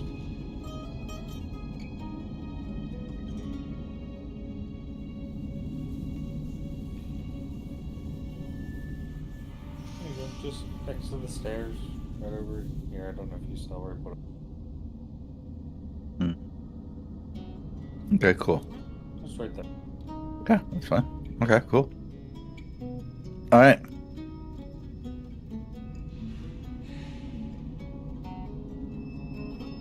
Why don't you give me an active perception check? And just to make sure I'm understanding the flow of what your character did, so I can tell you who you see, who you didn't see, type of situation. Did you follow Hard and Anax to the stage, or did you hang back with Jeva initially while they walked towards the stage? Yeah, it was more of a hang back initially, and then Jeva and I kind of broke off and did our things. Perception would be an 8 total. Okay. You take in the crowd. You feel the life in the air. It's a bit not concerning to any degree, but it's different. You've always had that feeling of power, that chasing of power, that power is in the air. And for probably the first time, you feel something other than power. And it's something pleasant. It's life. It's the merriness that's in the air. The ability to live. That mediocrity is something that you haven't really experienced in Chez LeBeau. Yes, your main job was working at a prison where you torture people and shit like that, but here it's a whole different shade. Like, it feels like an atmosphere that is even on more grander than what could be found in the high streets, or the head streets, which is true. You find yourself kind of lost. I would say not lost in the sense of like missing or anything like that, just berated with a new sense of feeling, a new purview or perspective of what power could be. You see that there is power here. And it's not in that traditional sense of being able to muster a spell to do what you want, to shape reality, to force something to happen. You just see the power of people. The vast majority of everybody here, despite the differences in class, race, livelihood, money, like health, they're all married. You did see this a few other times too, maybe when you were a child before you were taking on into the Red Mage College. Ever since the Red Mage College, your perspective of that yearning for power has been present. And even then, even now, it's still present. But you feel it and see it in a different manner, a different way. You still want it. It makes you more eager, more hungry for it. But with your 8 perception, you don't see anything out of the ordinary of people. Cool. I love the build of not seeing anything. It's very descriptive. Thank you. Yeah, no problem. It's more about the feeling you have. You don't see anything. Your perception didn't perceive anything. You were looking inward. Haha, intuitive. Nevertheless, Jeva, you're sitting there against the background, listening with your bat. You hear the conversation with ANX continue. Are you doing anything specifically when you're looking out?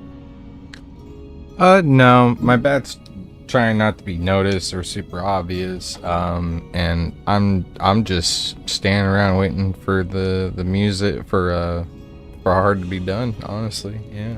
I'm here to support him. Won't cheat this time, quote unquote. Not what I would call it, but yeah, she's just hanging out. Okay.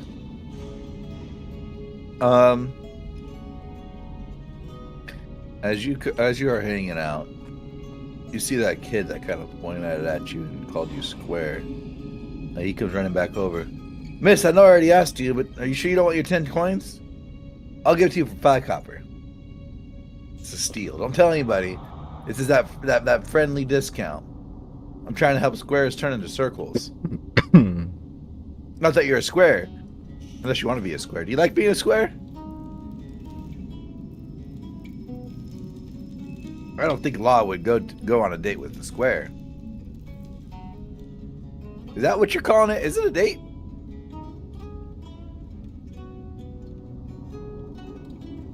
Are you just ignoring him? Yeah. Okay, cool. I want to see how long he was gonna go on for. No worries. But yeah, I'm just looking right over him. Yeah. It probably goes on for 10 to 15 minutes. And he's just sitting there.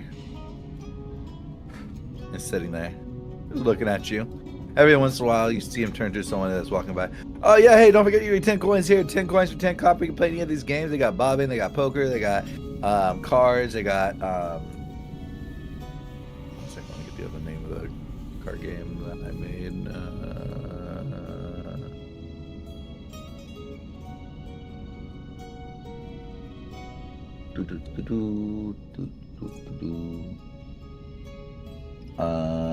They got Dragon's Bluff.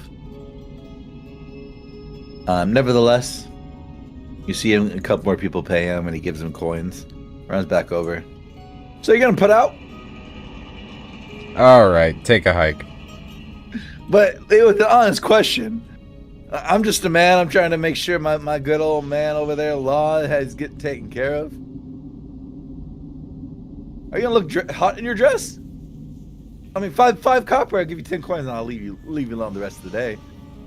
I promise. I promise I'll leave you alone. Just 5 copper, and I'll leave you alone. You get your 10 coins and 5 copper. Or I can just ask you again. Anybody want to bet I can make this person talk? See him start taking a look around. Nobody's taking his bet. Kid walks away. There we go. Are you doing anything else, Jeva? No. Okay. Anax, we come back to you. What was your last question you asked Pierce? You were talking about how he is taking more homeless people in. Yeah. And he was telling you about, yes, he did agree with you. He has taken more homeless people in. He told you that the reason why he's taking more homeless people in is because of the fact that, quite frankly, Leviathan is becoming more and more hungry, meaning more and more refugees, meaning more and more people that are just being thrown into the city of slaughter, this Shelabo. And in essence, those that can't make ends meet to whatever degree, which would be the homeless people, they have been amassing. And so Pierce tells you he feels it's upon himself to help deal with this heavy burden of life, as he calls it.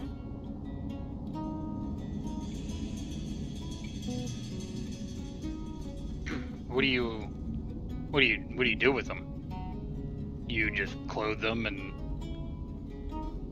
tell them be blessed in the Lord's light and send them on their way? What exactly do you do? Oh, we do more than that. They come in, they stay for about 3 days. I teach them some of the text in the Golden Book. You know, the ways you were taught, the words you were taught from Pelor. And once I help them envision a better light, a better frame of mind, we don't just dress them, clothe them, feed them physically, we do it mentally as well. We help, we save them. I gotta get another drink. Talking about this on a merry day is tough. I hoped more grander and realistically happier things were gonna be our chat, but I understand the parting you left us with. It drove a deep wedge in the church. Many of the peons didn't understand. Many of them looked up to you. Even some of the advisors said it was wrong of me to excommunicate you, but I mean, your actions, even some of your thoughts, I felt was not what Pelor or what Pelor is about. And as a voice of him, I had to do right by our God. I hope you understand. No hard feelings. I understand. You were given a choice and you had to do what you had to do. How I was given a choice and I did what I had to do. Life makes us make these choices. And we just have to do what we do. But I have no hard feelings now. Well, what's really your question? There's something there. I mean, these were all great. Do you have a question, my son? Well, I'm just having conversation. I have no ill will being here or anything. I figured I saw you instead of making this whole interaction be awkward and me not speak to you. I might as well come up here and break the ice, you know? Yes, I was gonna order you around for your table, but buying 1 or 2 drinks for just you is a lot cheaper than buying 4 drinks all at once. Or even a whole bottle at that. So you did me a favor by saving me some monies. Thank you, I'll drink to that. But I do have a question regarding, I'm sure you've heard of the horrendous thing that happened yesterday with the explosion. Oh, yes. So tragic. Do you happen to have any idea of the cause of this? You're a very powerful man here. I know you have people and places that can see things. Like, yes, a spell, a bomb, a trap. I'm not quite sure. The keepers were looking into things. I don't really have words in the keeper. The keeper stays out of my affairs and I stay out of theirs. Nevertheless, he has eyes in my court and I have eyes in his. The suspect is it was a bomb. If it was something more malicious, more magical, we think more fires would have broke out, more elementals would have been born. Whoever's doing these fires, quite a stain on society, if there can be found one in this place.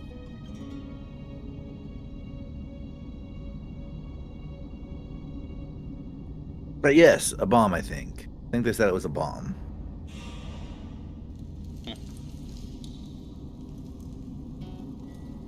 Do you know anybody that can make a bomb? No. I do not. It's quite frank too. Hard to come by materials.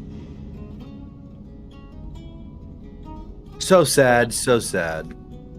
Indeed. I hope the person that is responsible is brought to justice. Or may Palor's light rain radiant damage upon him. May his soul be severed from its own body, be thrust into the hounds of limbo. May Palor's light never reach him again.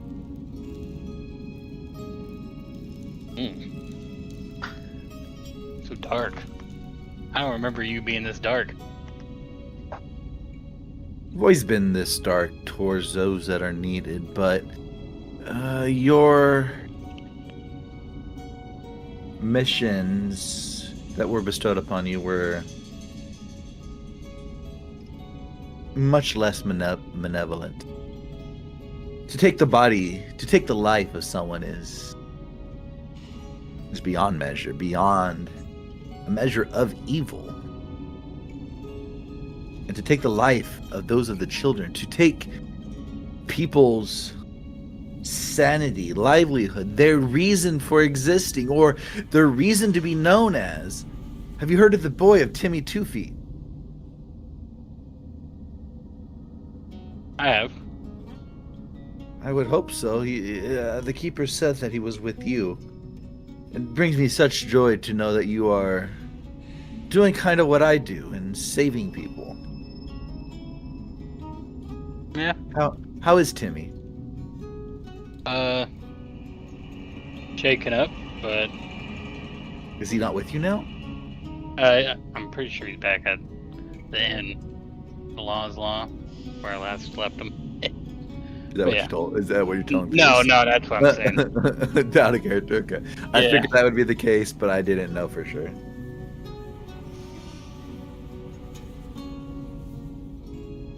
He looks at you. Yeah. I mean, the scars from yesterday is probably still fresh on him. Poor Timmy.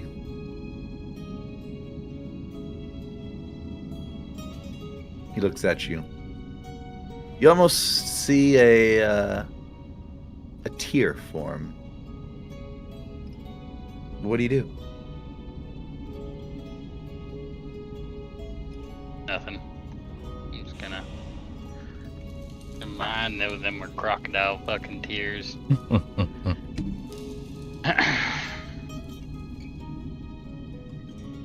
Well, I thank you for your time, and I hope you have a good time at the Battle of the Bands.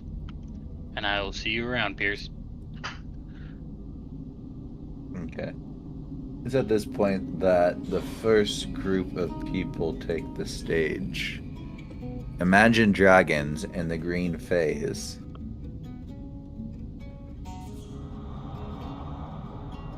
Imagine Dragons. As you walk up, you see a few group of people that are silhouetted in a translucent light, and you see that as they take the stage, the light transforms and turns their whole body to what seems to be a corporeal, like dragon, essentially. And then you see the Green Phase as they walk up. They're literally phase that are green in color. They're all carrying axes. And by axes, I mean guitars. And you see they start playing back and forth. One song followed up by a song from the second team. And then the first team goes again. It goes in for 3 songs for each side. Let me make some rolls.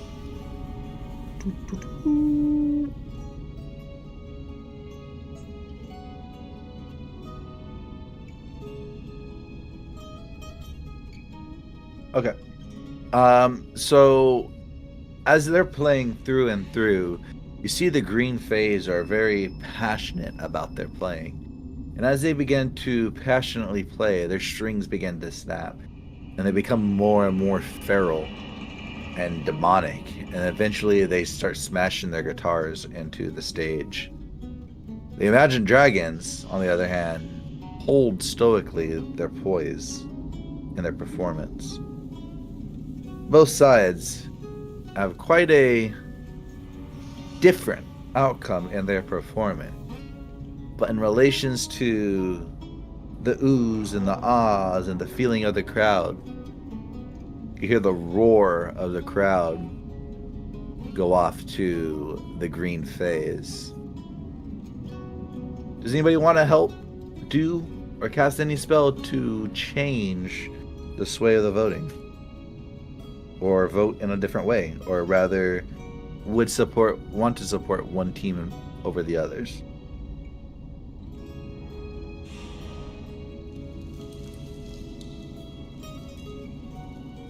Okay.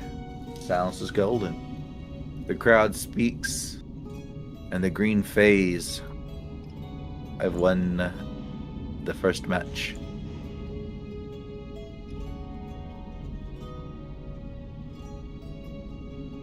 No. Man, I hear you, Frey. Hold on.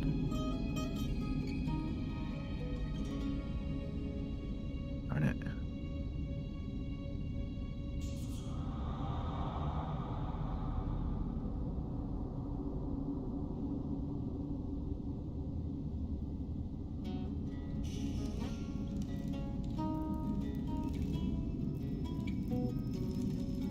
You see the magic dragons walk down and take their turn on one of the side stages that have been empty, and they're continuing to play, their heart not soured by the loss. The green phase, you see they make their way off the stage and start working and repairing their instruments.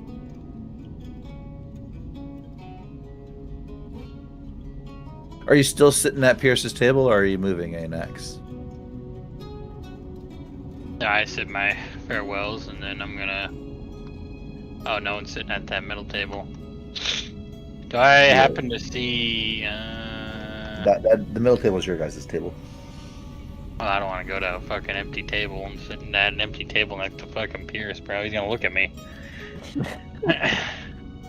Menacingly. He's a fucking weirdo. You know, I think I'm gonna take a stroll down here and get some not so fresh air. I would like to listen in and see through my bat's perceptors.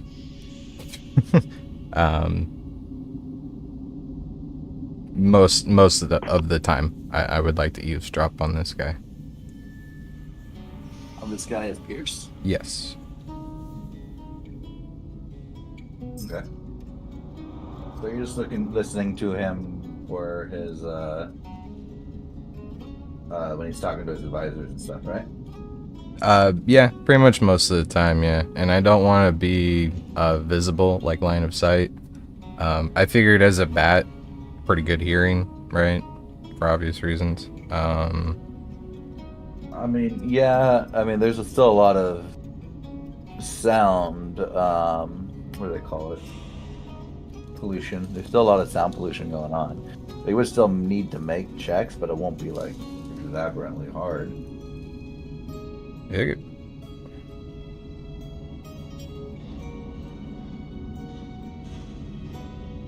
good. Do you want one now? Oh yeah, if you want to make one now, go ahead. Sure.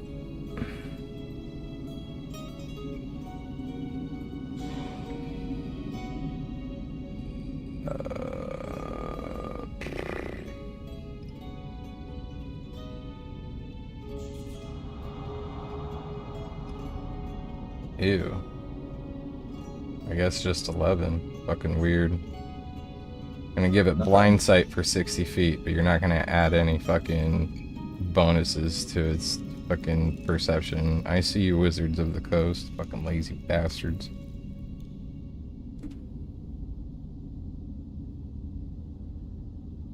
Okay. So you're sitting there, you're catching him talk to his people.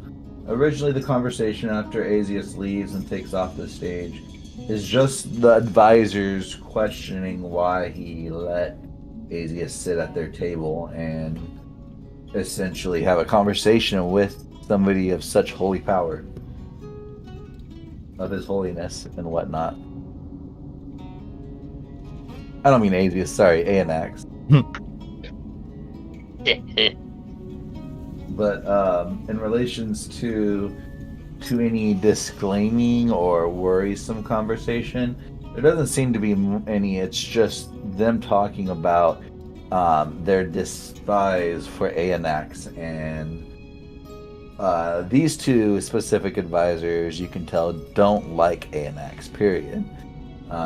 Much of them are just besmirching his name in relations to calling him a heretic, as well as a sellsword for breaking out Roland out of the prison.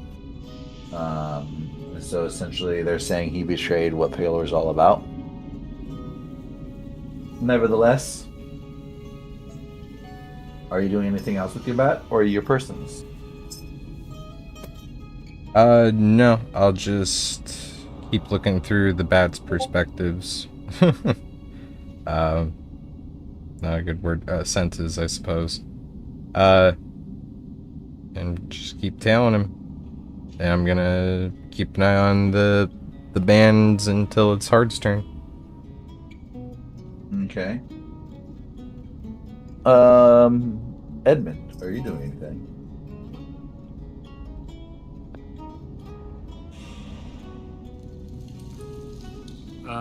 No, just brooding. I guess that's about the best. It's just kind of absorbing everything that's going on still. Yeah.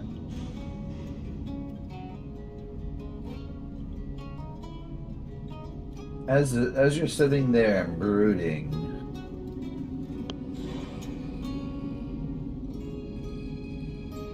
give me a second here. Get something.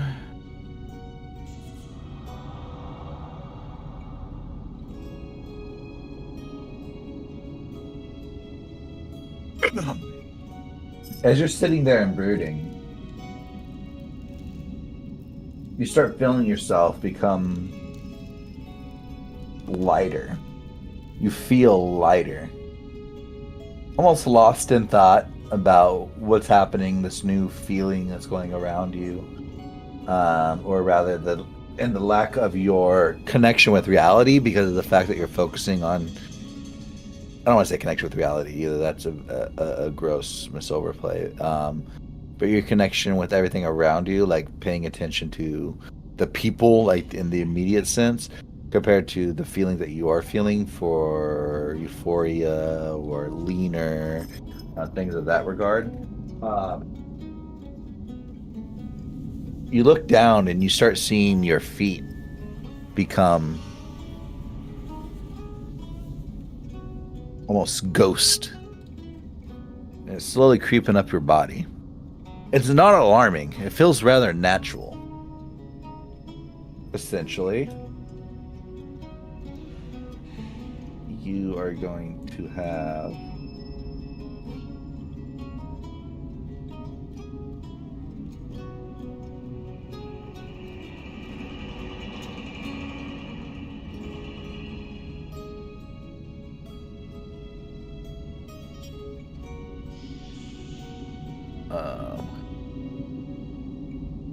essentially it's disability.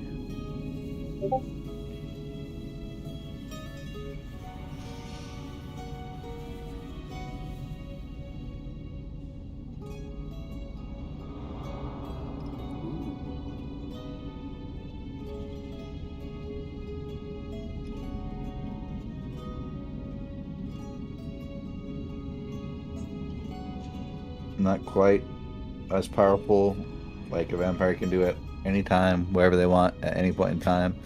You just get it one time a day. Yeah, that's still pretty good. But as you're sitting there, you feel yourself kind of start misting up. Nobody's noticed it quite yet. Do you want to go full form mist? Or... Sure, let's surrender. Let's do it. Let's do this thing. Okay. So you feel your body just, again, become weightless. You see your body turn into swirling mist slowly all the way up. As your body and your curtails turn into these mists, you just see the faintest visage of a human outline as possible. You feel weightless. You can't control your movement to stop yourself from being blown away by the passing people as they walk by, or the fans that they wave, or the flickering of the flames. But as you sit there and just let the ambiance take you, you feel yourself sleeping sluggishly underneath the stage, that crevice that is only 6 inches wide. You feel yourself snaking along. Continue to move and move and move. You pop up on the other side, slithery like a snake through the smallest crevices. You are unabated. It felt fickly. It felt strange, but it felt seamless at the same time. Being carried away in this manner is different from teleporting. You are comfortable with teleporting. You have teleported. You know what teleporting is all about and how it makes you feel. This isn't. This is something slower, more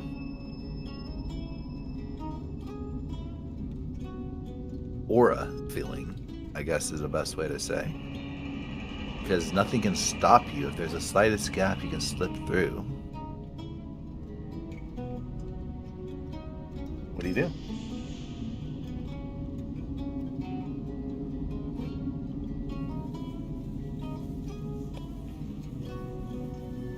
I don't know. Do you want to add any Sure. flavor to what you look like in the mist form?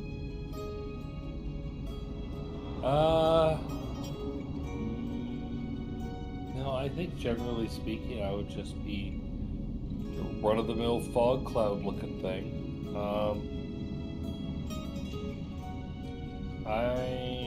I can control the movement, right? Like I pick the direction. Correct. Yeah, so I believe when you're in the mist, you have 5 feet of speed with a fly speed of 20. So you move 20 feet. Oh wow, that's actually not bad. Okay, well, I'll go ahead and actually just kind of float up, right? Because humans Sure. and most terrestrial creatures want to fly anyway, so it seems like I'm letting go of all the bullshit and like floating above it all. So that'd be kind of cool, yeah. Okay. How high do you go? Well, I don't know if how long I can hold this form, so I think I would go up high enough. I don't know, 30 feet maybe, to where if I fall, I don't kill myself. Okay.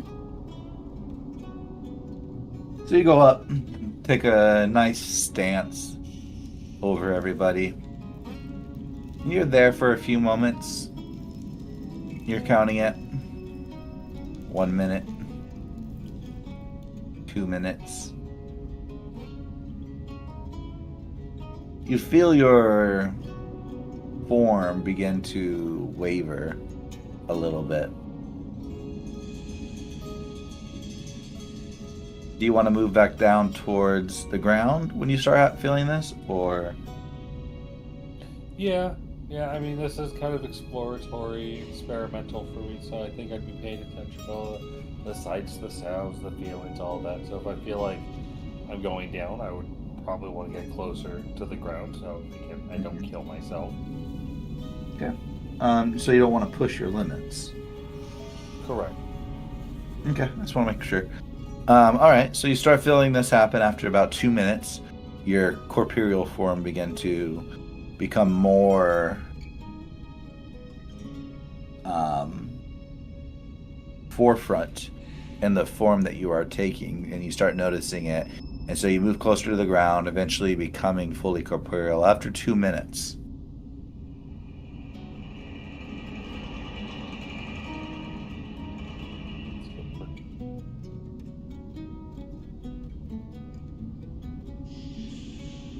You felt maybe you could go longer, but you're not 100% sure. Again, you didn't push your limits. Nevertheless, as you regain your form, you feel yourself spry, almost as if invigorated with new, younger life. It's not an effect from your changing, it's just a feeling that you have now. Almost like you took a long respite, a long vacation.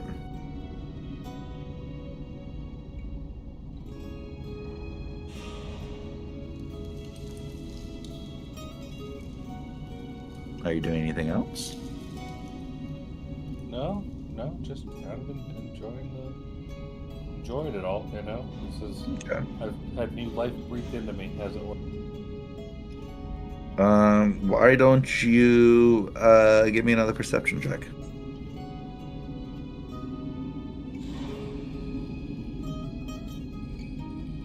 It's a 17 total.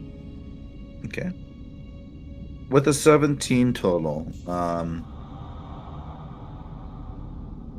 you hear laughter, chuckles, and abundance around you.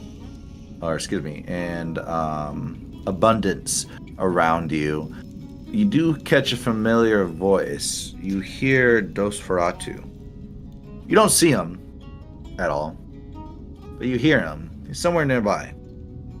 In addition, you see the next band is getting on stage. It's going to be the Who Goes There and the King of Linen.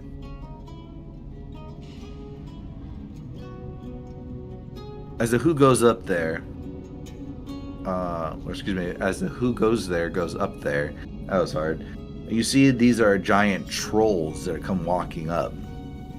They have massive clubs in their hands. They don't seem to have an instrument of any kind. But as they take their stage, they flex, they berate their muscles, it ripples as they flex. The Kings of Linen, the posh high streets people, take the stage. They bow in elegance. And they look at each other. You see the Kings of Linen seem almost scared of the Who Goes There. Nevertheless, they nod and they begin to play. The Kings of Linen plays a nice, calm, serene sonata. It almost sounds like Swan Lake. The Who Goes There is a rambunctious thrashing of clubs on the hollow stage in a very rhythmic fashion. But as they club the stage, the whole ground shakes. Drinks, if not being held, are frothing. This goes back and forth for a few different times. I'm going to leave this up to the players. You guys drove into either which way. Did you guys have a preference on who would win? On the Who Goes There, the Kings of Linen. Bonus points if you can guess the band name. The Who and Kings of Leon. Yeah, very easy. Not hard Use at my all. bonus points for the Who Goes There.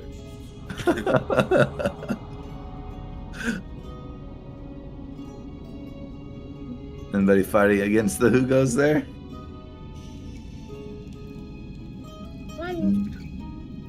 The baby says it. No, he saw a video and he's saying run fast, so I wouldn't put too much stock into it. See the Kings of Linen cry out in Let 'em defeat. Let him cook. The Who Goes There walks forward, frantic, raises his club up high as if he's going to strike at Kings of Linen, and then he slowly raises it down towards one of the King of Linen head and taps him. Good much, I say. Troll smash. Now when we come to Head Streets, we smash. And he winks at one of the Kings of Linen. They promptly get out of there quickly. They don't know if they were being threatened or if they were being accosted for sex, but it doesn't matter. They're gone. They didn't even go back to their stage. Their stage is now vacant. The Who Goes There wins match 2.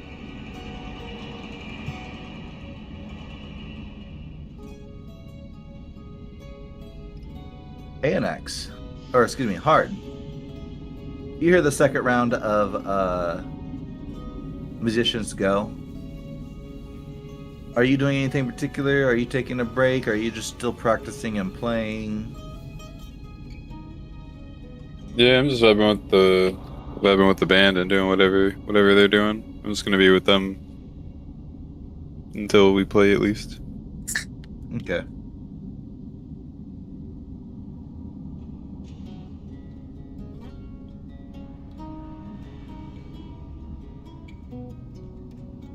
Go ahead and give me another performance check for the next set that you're doing.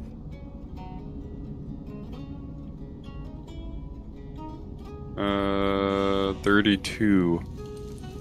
Holy fuck. Okay. Holy fuck. Oh.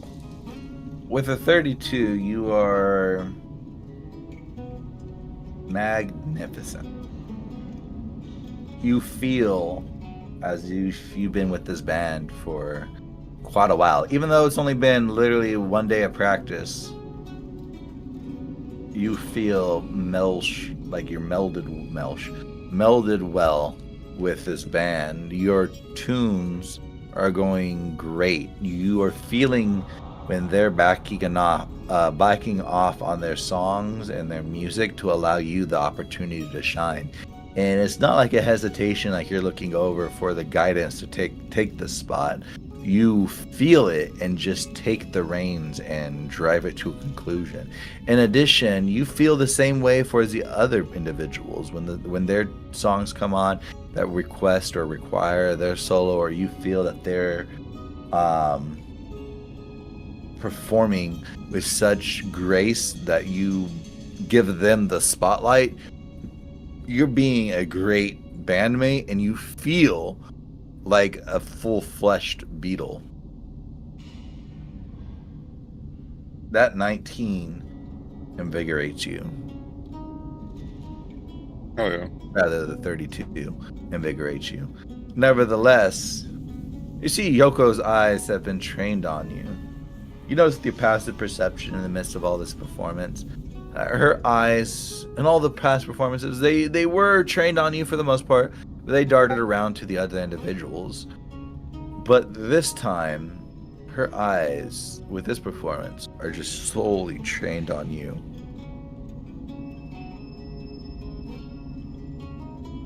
Are you doing anything?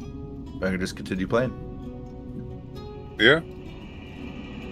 Okay. I'm just gonna keep vibing. Understood.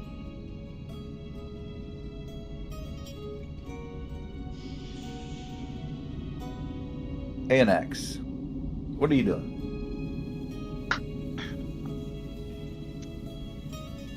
Well, I came out here to get a breath of fresh air, but I don't see any of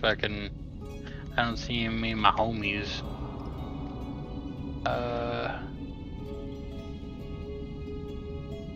Oh yeah, actually. I see a food stall. I'm gonna walk up to the food stall.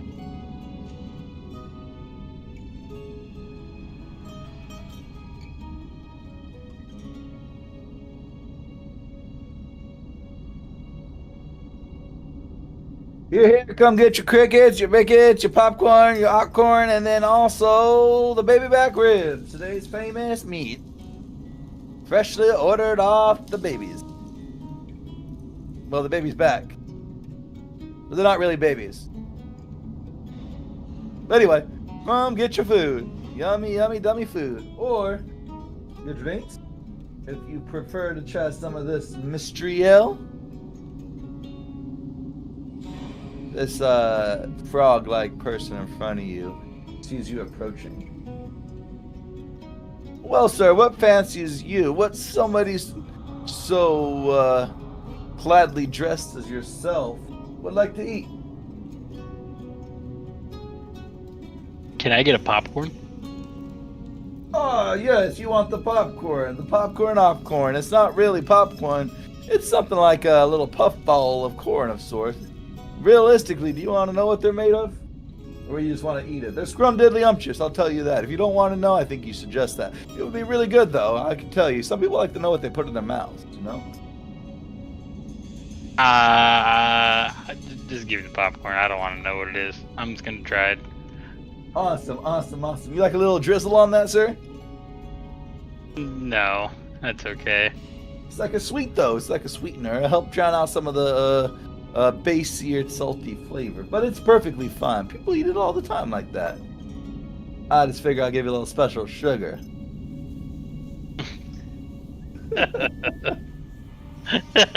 You know what? Fuck it. Fine. Let's go for it. My man. And you see him pick up this sauce. It seems to be almost like a chocolate sauce. And as he pours it over this puff-like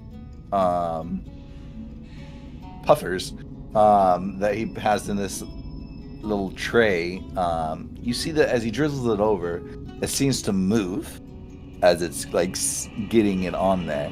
And then he hands it to you, and as you're looking at it, it looks like popcorn, except for that it's gray instead of like yellow or white.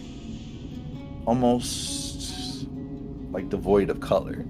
Nevertheless, the sauce on it you see glistens with the light nearby. You can tell that it is going to be a sweet. Are you going to eat this? How much is it? Oh, yes. It's only going to be 1 coin. 2 coins if you want to give me a tip. You get your coins? The law give you your coins? Yeah, I have some coins. Okay, yeah. So you can give me 1 coin or you can give me 2 coins with a tip. But like I said, it's going to be good. You'll like it. And of course, you can always go get more coins. You can buy them from law if you want to buy more coins and be that guy. Or you can go gamble them. Get them back by stealing it from other people at hard-earned wages. I'm gonna give him 3 coins. Oh, my baby! Thank you for the 3 coins. I appreciate you, sir. Your name was? My name was Anax. Oh, hi, Anax. I'm, He looks down. I was told not to give my name. I'm sorry. But I will tell you this. If you come see me over at this location, and he kind of just points over there, and over there, what I mean is he points southwest. And he's specifically pointing over towards where the trash city is, where the buildings are built on top of the trash. I have a stall over there. Sometimes I have really good stuff, sometimes I don't. But come by and I'll tell you my name and I'll buy you another one of these for free on the house. Thank Let me you. know if you like it. Thank you. I'm gonna. Oh, perfect. I'm gonna see Jeva. I'm gonna walk up to her. All right. What do you do? Do you want to try this popcorn? This popcorn's really good. Roll an insight check if you don't mind. You gotta Get roll him. this. Are you trying to deceive him, Anax, or so you gonna roll? Yeah, I'm not trying to fucking. I'm not trying. Okay, roll a deception check. Chris, you need to do it. You rolled a 1 up. Oh no. What's your insight with that 1?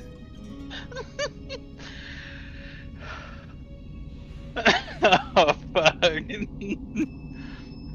6. Irrelevant. Oh. All right. So I hate this fucking Anax, game. your deception is 3. So don't roll a 1 to a 3, and you win. I rolled a 19. Oh, did you? Oh, I didn't see that. yeah, I rolled a 19. Okay. But you don't think he's lying. You feel like he's being trusted.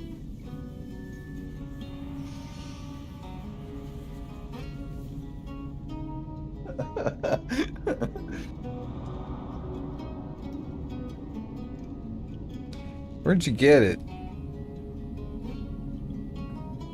Oh, from the food stall. Which Supposedly one? This is the one down the way. This sauce is supposed to make it like a sweet popcorn, you know? It's actually really good. Here, try some. I'm gonna slowly shake it and keep getting it closer and closer to her face. I'll smell it. What does it smell like? It's very like sweet. It's savory.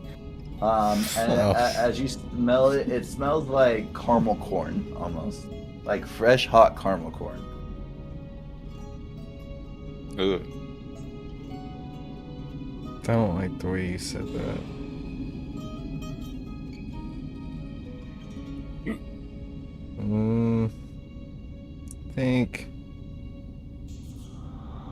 I think I'm okay. Go ahead. Try some. Okay, can I roll another insight check? I don't think it's gonna work like Because now he's pressing me.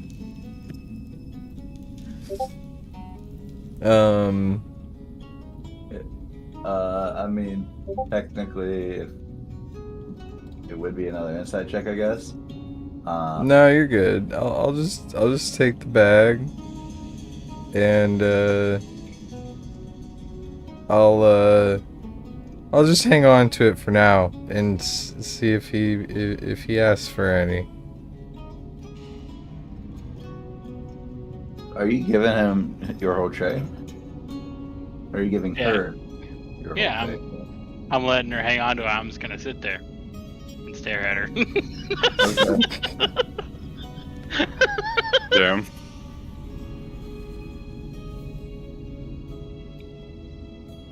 As you're sitting there and standing, like 5 minutes go by, the little boy shows back up. Oh, I see that you're doing it too. What questions are you asking her? What? Oh.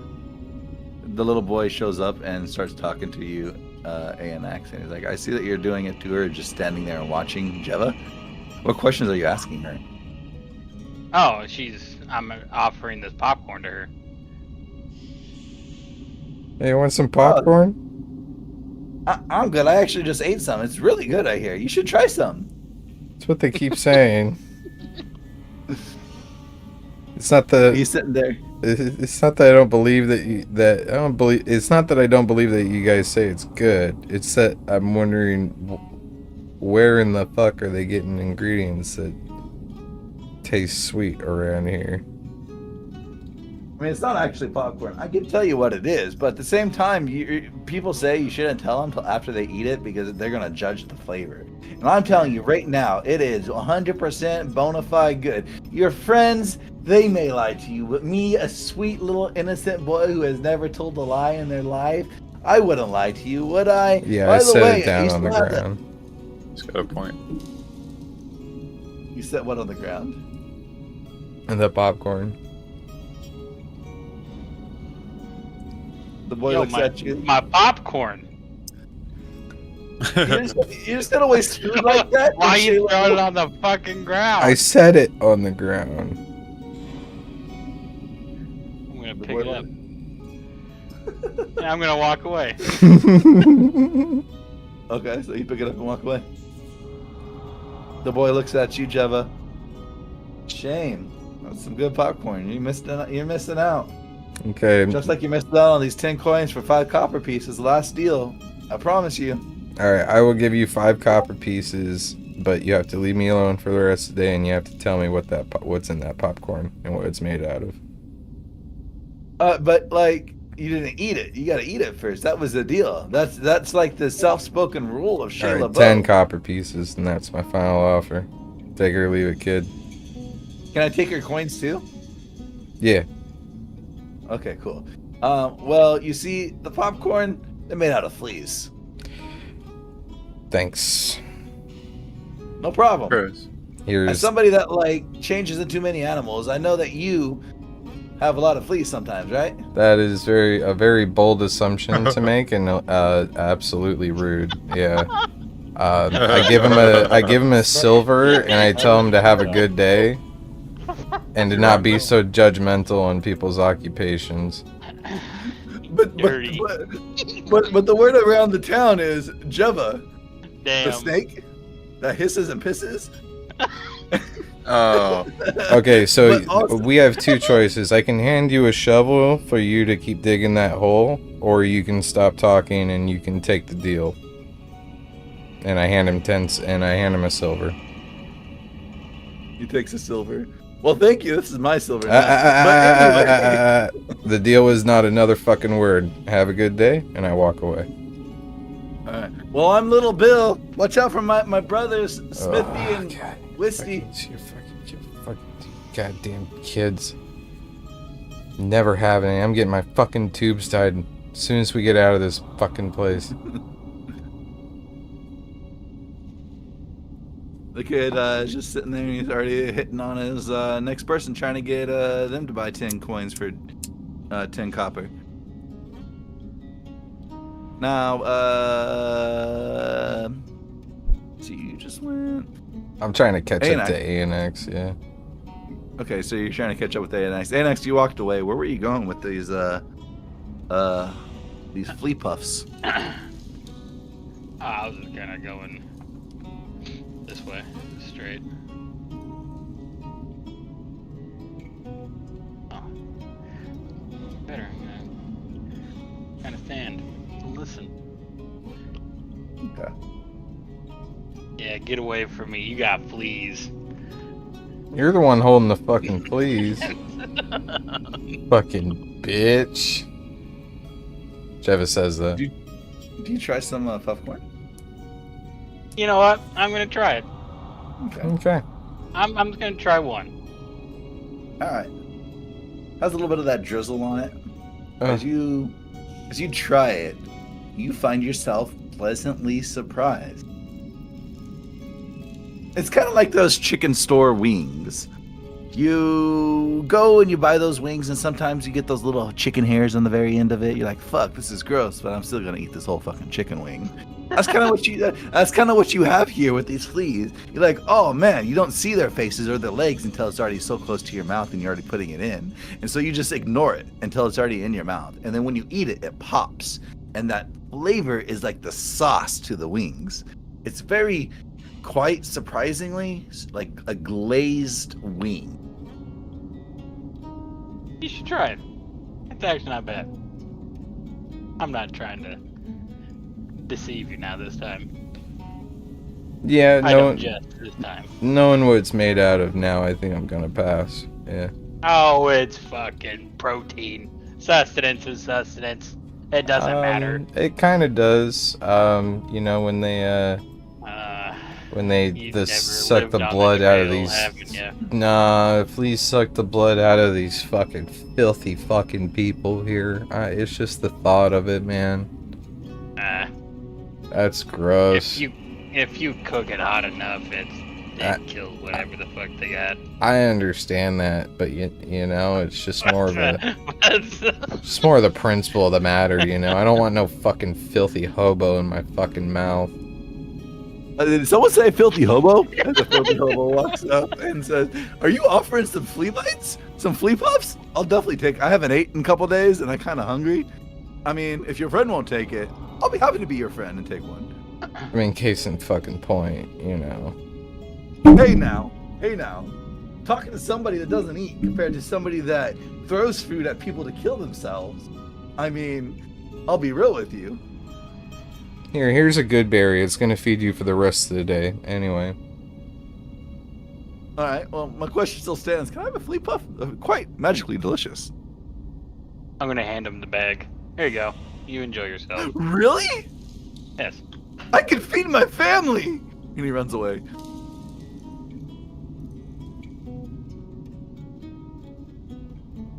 Motherfucker was out here just trying to get food for himself. He wasn't out here trying to get food for his family, and then you gave him enough for his family, and he was like, "Oh shit, they get to eat too?" What a fucking guy. What a fucking guy. Well, I'm glad they have food now. Yeah. Apparently, if you didn't come along and give him all your food, his family wouldn't have ate today. That's crazy. To change, my young apprentice. I'll also just whisper over him. By the way, I got my my bat tailing that dude that you were talking to. So if you see me zoning in and out, it's just because I'm trying to listen in on what he's saying. Speaking of, my eyes are gonna go a little gray. What the fuck? What's he doing now? Currently, you hear him currently talking about trying to bring in 300 of the homeless people over the next course of 2 weeks in order to maintain the civility of what they have. What they mean by that is they go into further details that the last scoop up, which is essentially when they ate the big ass fish city where you guys got swallowed, incurred about 1,000 new refugees. And by hitting this quota of what they want to hit at 300 people, it's going to put in a rather large network of social structure for the homeless people. Many of them being the mermaids and the mermids and the fish folks that were from under the sea in Muriel's city. Nothing that seems auspicious or. Wait, he's talking about the people that after they got here after the fact. You're not telling me this dude's fucking driving the Leviathan picking these people up, right? You're just talking about bringing them into the church, right? Yes, taking care of them. Sorry, Refugees. my brain was first like, well, hold up, wait a minute, what? Okay, but got it, right? Refugees for the church. Sorry. No worries. Roll a perception check real quick for me as well. Sure.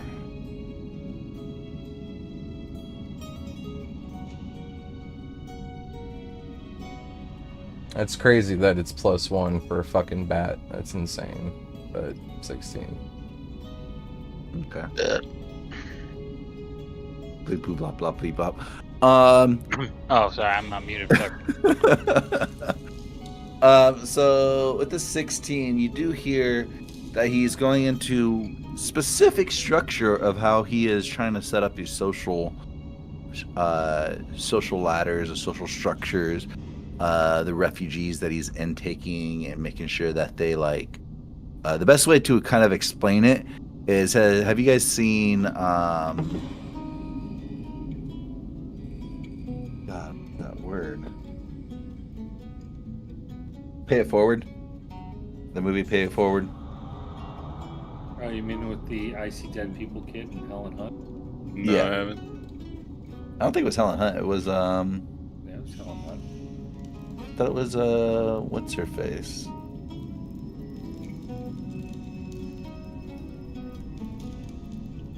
I can't remember. Probably. But anyway, See, something called a search engine that would allow me to look things up. Cool. No, I was looking at. I was trying to get it off my memory. Oh, it was Helen Hunt. I totally thought it was. Oh my fucking god. Well, it wasn't, so okay. it doesn't matter. Yeah. Well, But nevertheless, the whole premise is you help one person, that person helps 3 people, those 3 people help 3 people, and it becomes like a big ass pyramid scheme essentially. But essentially, he's doing something of that regard. He wants to help these homeless people so that they can go out and help homeless people as well, to try to bring the help from somebody on their level, kind of echoing what he is doing to them. And that's what he says. He says, I really want to help these people bring what I do to them to these other people. That is what you get with your 16. You don't feel any out of the ordinary, or excuse me, you don't see anything out of the ordinary or hear anything out of the ordinary. But he's putting stress on the fact that he wants to meet this quota so he can put these 300 people out into Chez Lebeau to help another 900 people. Okay, I relay all of that to Annex and tell him I'm not sure what that means, but 300 people sounds like a lot for anything, and that's a little scary.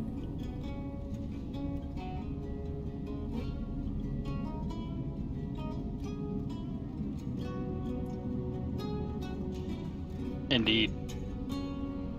But if you could just make sure I don't run into anything, I'll just keep walking with you and eavesdropping on him.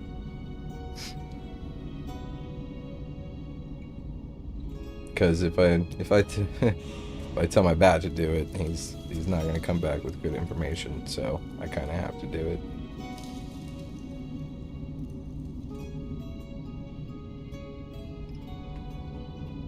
Then my eyes will just go gray, and I'll just continue to listen to this dude until he I guess until hard goes up, because then I want to give him my undivided attention. Okay. Edmund, what are you doing?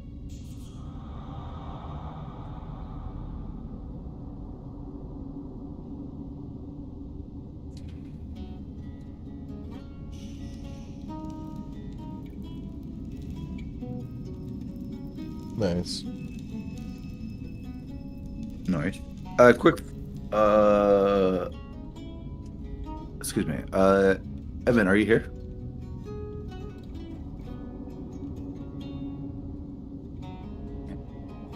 worries. Anax, well, what are you doing with this new information that's been given to you? Are you doing anything? 300 ahead, you said? Is that what you said? He's trying to get 300 people saved off the streets. Oh, that's right. Okay. Such a weird...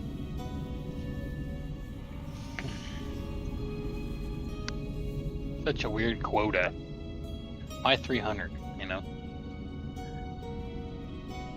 You think that might be important for something? Like a ritual? Yeah, maybe.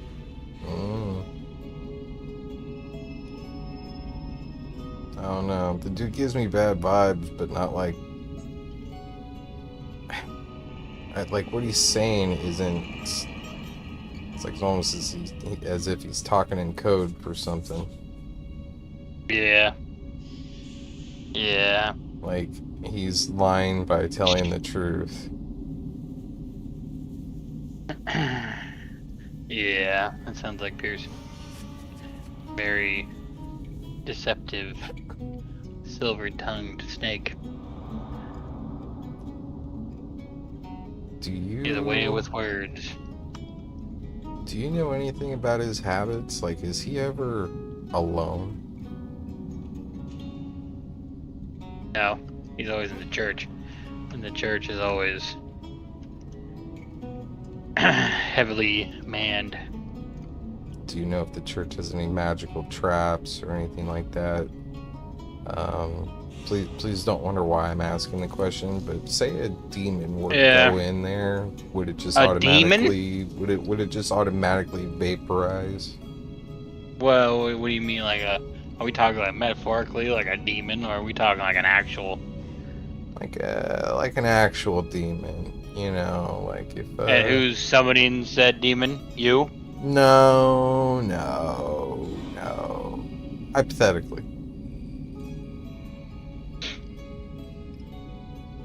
You know, you do realize that I might be in your party, but I'm still a paladin. You do realize that I'm a druid, and everything that I do is within the laws of nature, and that overrides whatever. That makes it. You're a druid. You should even know better to not screw around with that shit. Then why did the Wild Mother give me the ability to do such things? Well, sure, it's not a demon you're talking about. No, I'm trying to enslave the demon. And then kill it afterwards. So, I'm giving you a demon to kill.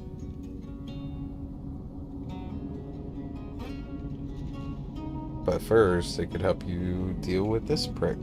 Because I don't think someone would go through the trouble of trying to pull off some crazy fucking religious scheme without having some crazy fucking thing hidden up his ass, if that makes any sense. We've been through some shit already where it's just like, oh, okay. Well, this dude's just fucking evil and full of dark magic. And powerful as shit. But look like a normal guy. So I kind of want to test that, but I don't want to be there to test it. Therefore, we could send something strong enough to test it.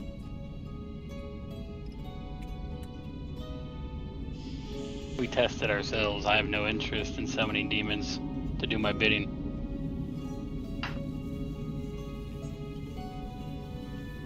Okay.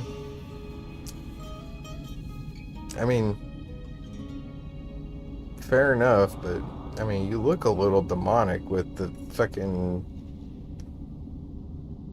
form you put on sometimes. It's not demonic. It is resemblance of death.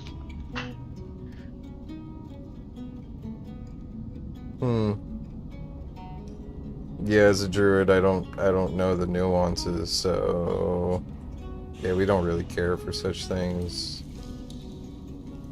Death is a natural part of life. No, I'm talking about the other thing you had to hang up on. So, Like I okay. said, I have no interest in having a demon do my bidding when I can do it myself. All right. Well, if you want, I can just continue to have this thing tail him and find out as much as I can, and then we can help you with that if you'd like. Perhaps. All right. Well, let's make sure I don't run into nothing, please. As he, as your guys' conversation ensues, Edmund, are you back?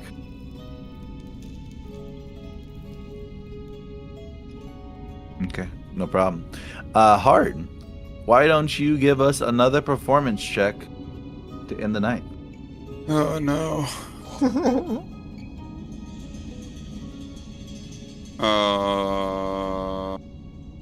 Can I use my inspiration to reroll that? Sure. Hell yeah. God bless.